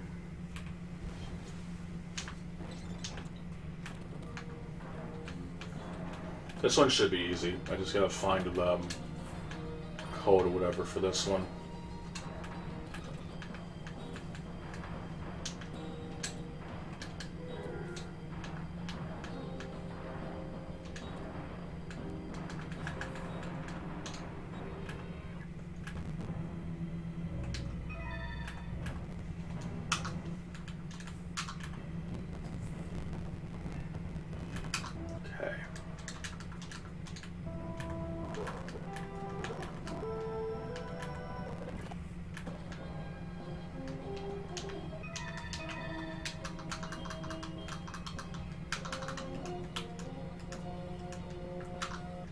Okay, this one should be very easy to find. Just gotta find the experience amount and then just like keep increasing it. See, look, I already found it.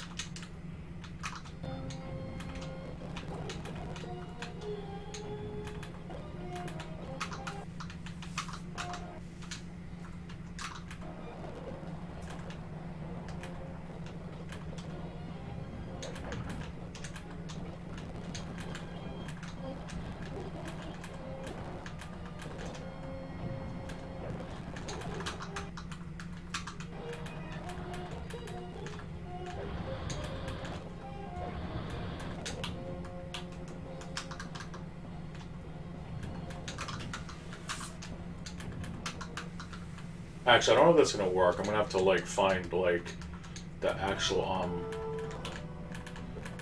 fucking actual level amount, I guess.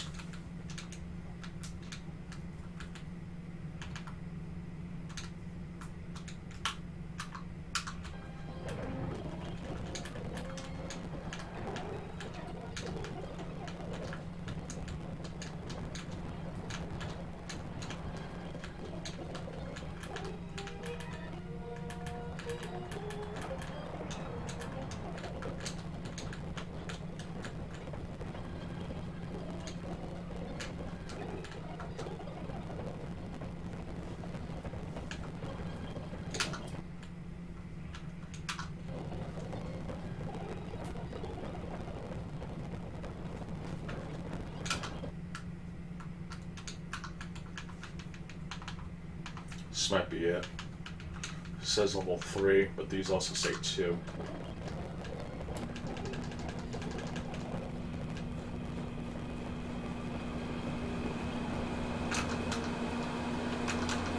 Yeah, that's the one. Gotta get it to level 99.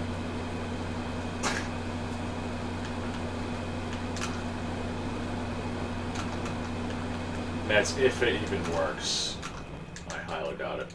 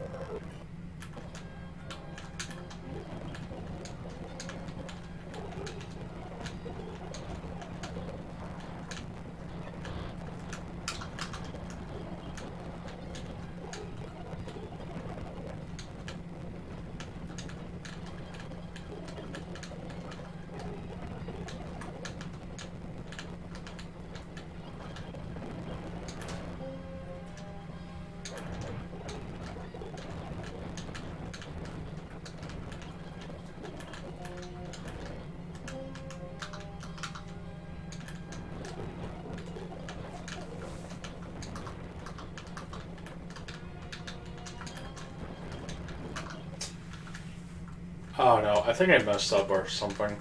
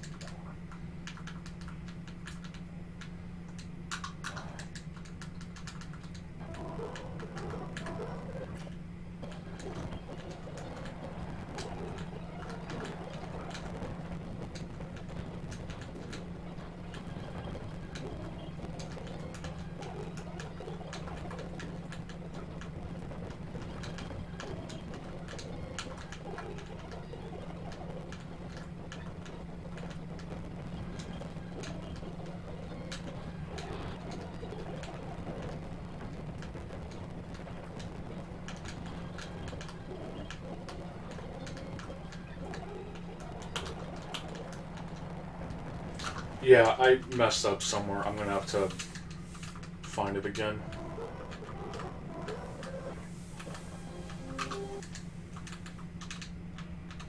I'll just start from zero and just go from there.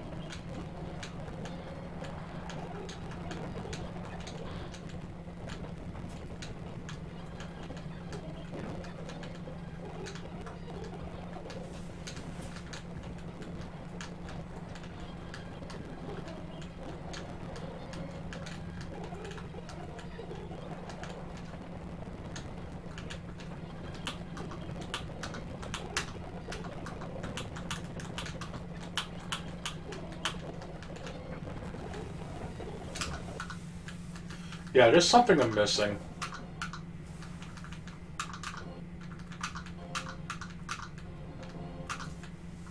Yeah, I think there's like an actual code I think that's already there, but I don't know. I'll just keep it simple, I guess, and just go with like key modifiers or some shit.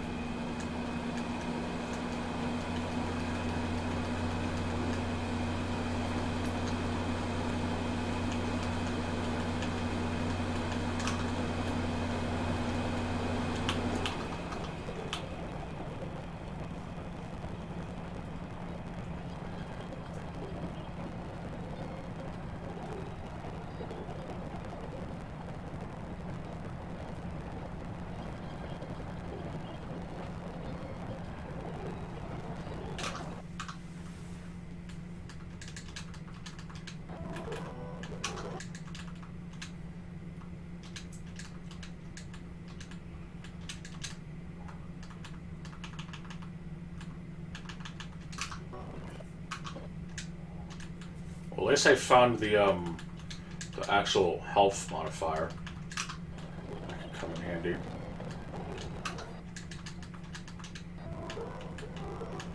I don't know for how long though. Wait, what? Oh.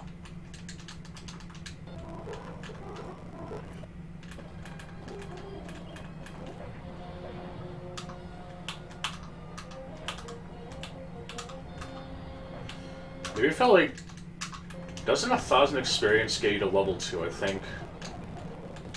Maybe I could like change that, I think.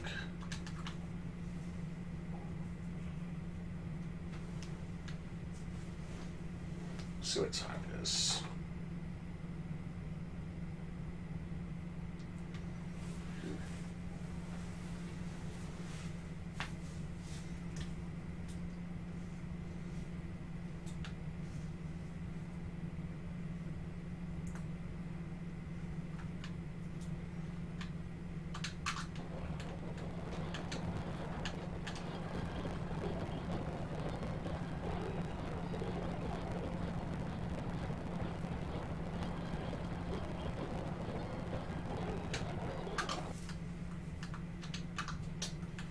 Yeah, I don't know. I'm gonna have to like do it legit, I think.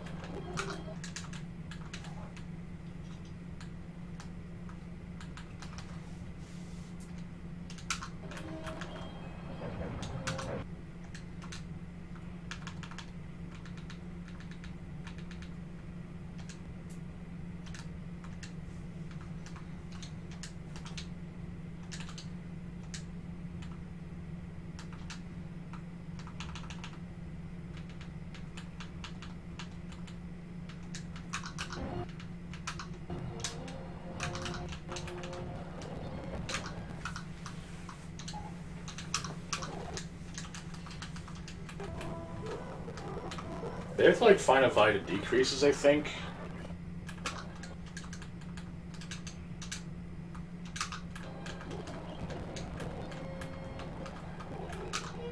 It's the only thing I can think of.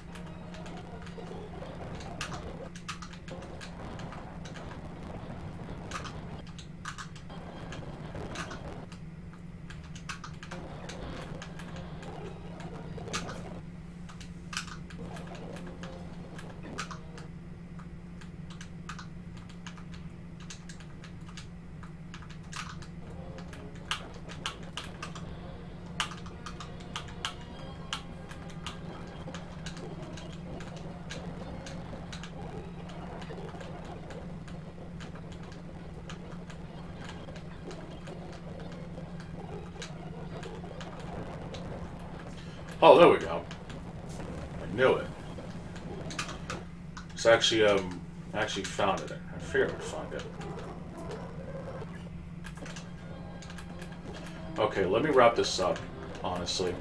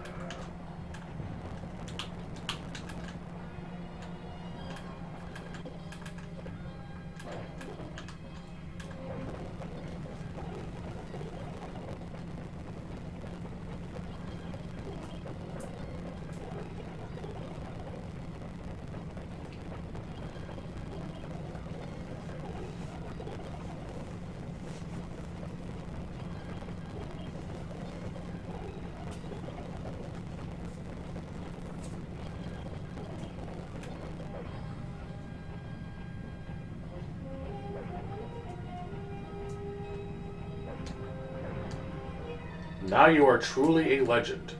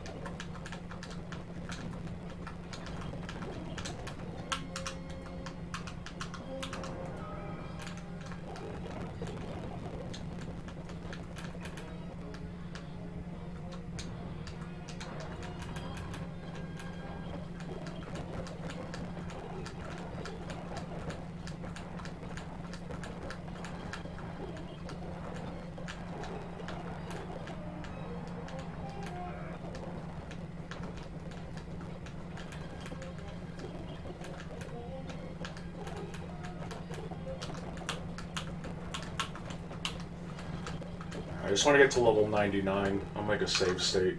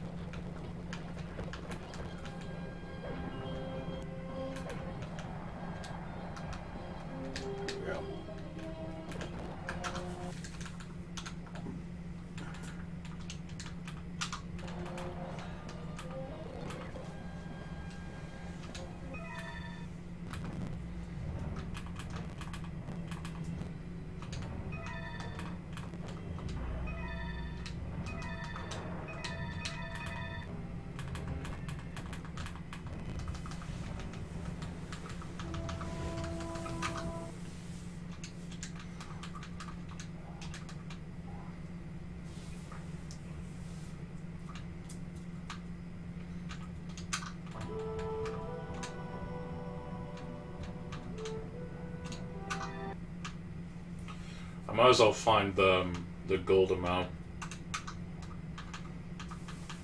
It's this one.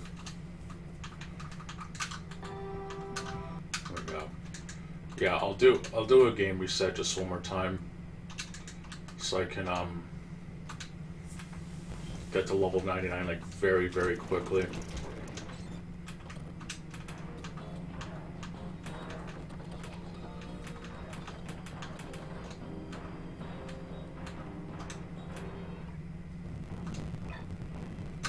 Shit. Yeah, I don't care about this bullshit lore. It's Gauntlet after all.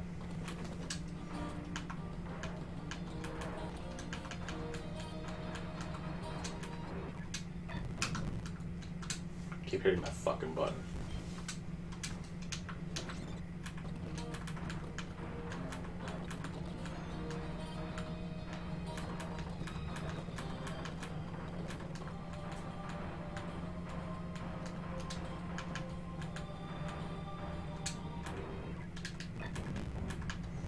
Okay, there we go.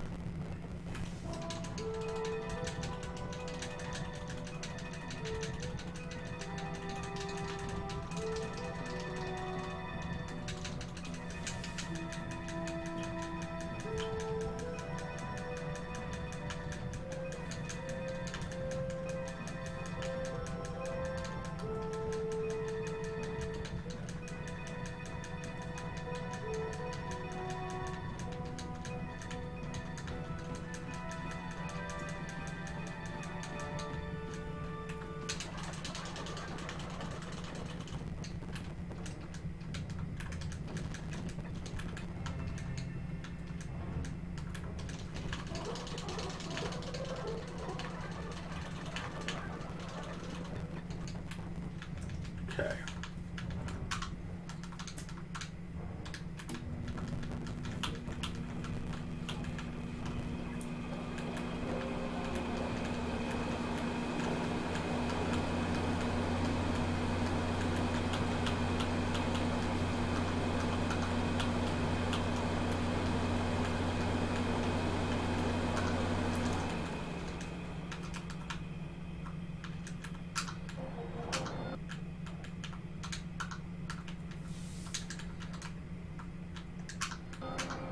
Where's like a value?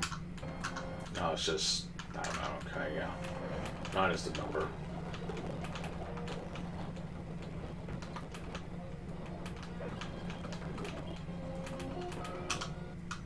I'll put 8, I guess, just in case.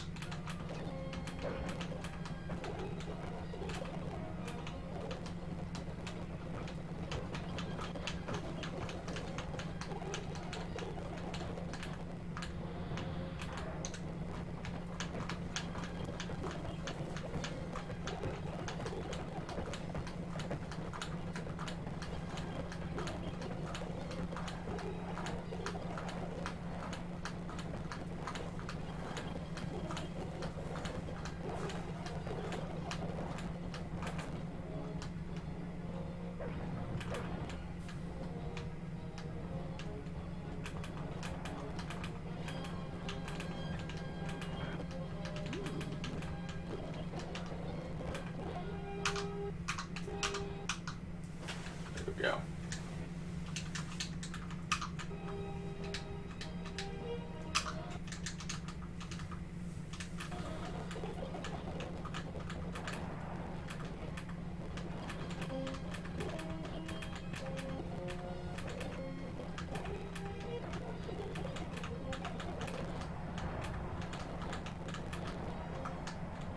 Okay.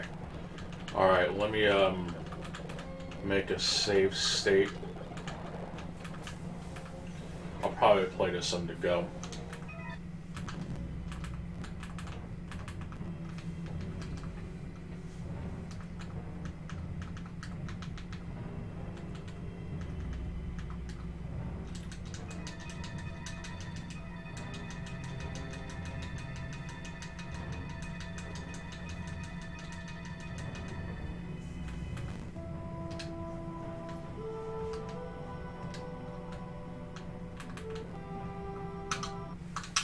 Alright, let me do one more. I'll do nightmare creatures. That should be easy. I can just yeah, this I can just enter the password and go from there, I guess.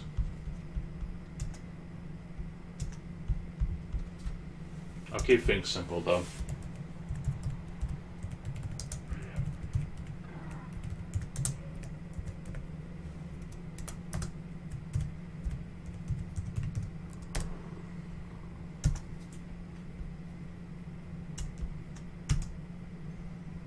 Okay.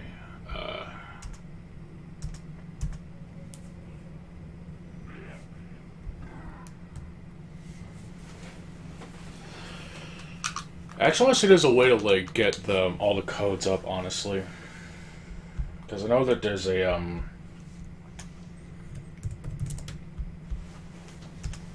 Okay.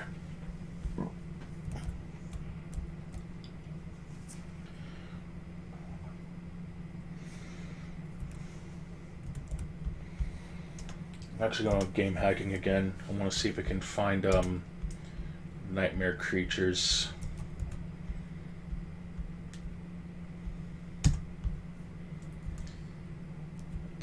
I think I gotta go back a page. Here we go. I don't know if the sequel's any good. Probably isn't.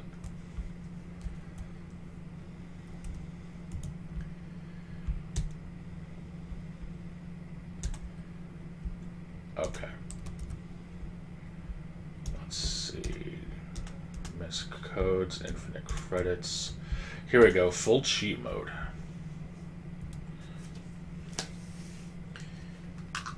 Well.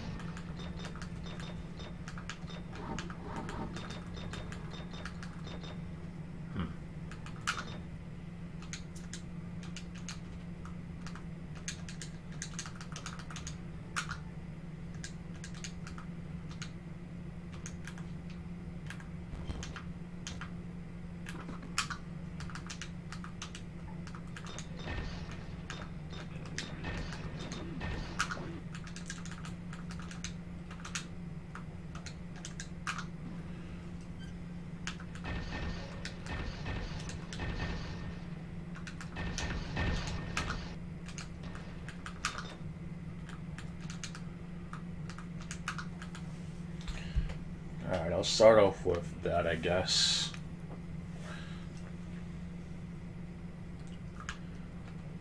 $885.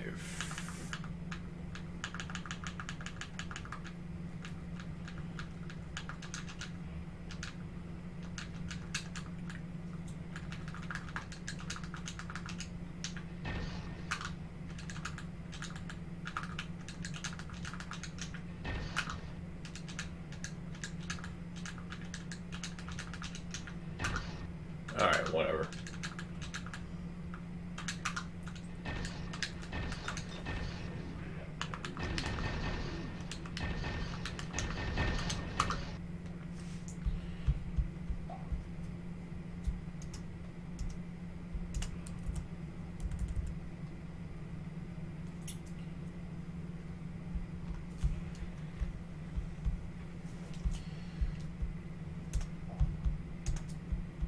I guess I'll go on game FAQs.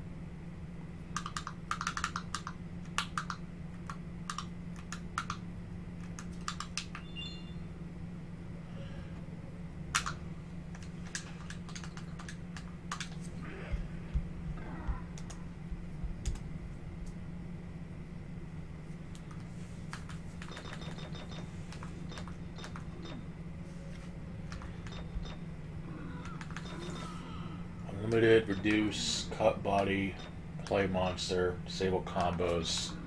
Gotta find the blur option. And debug. Gotta find debug.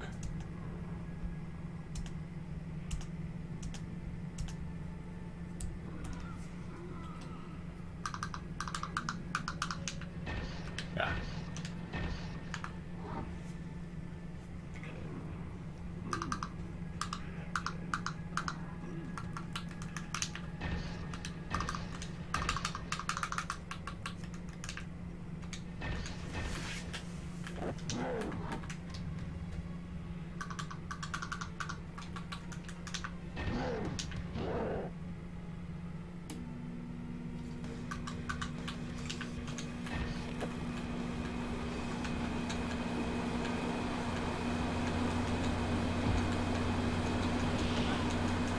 Fuck.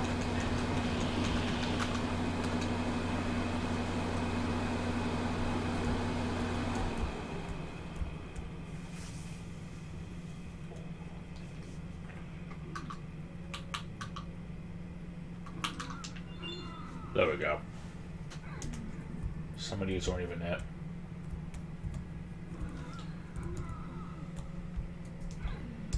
Let's see.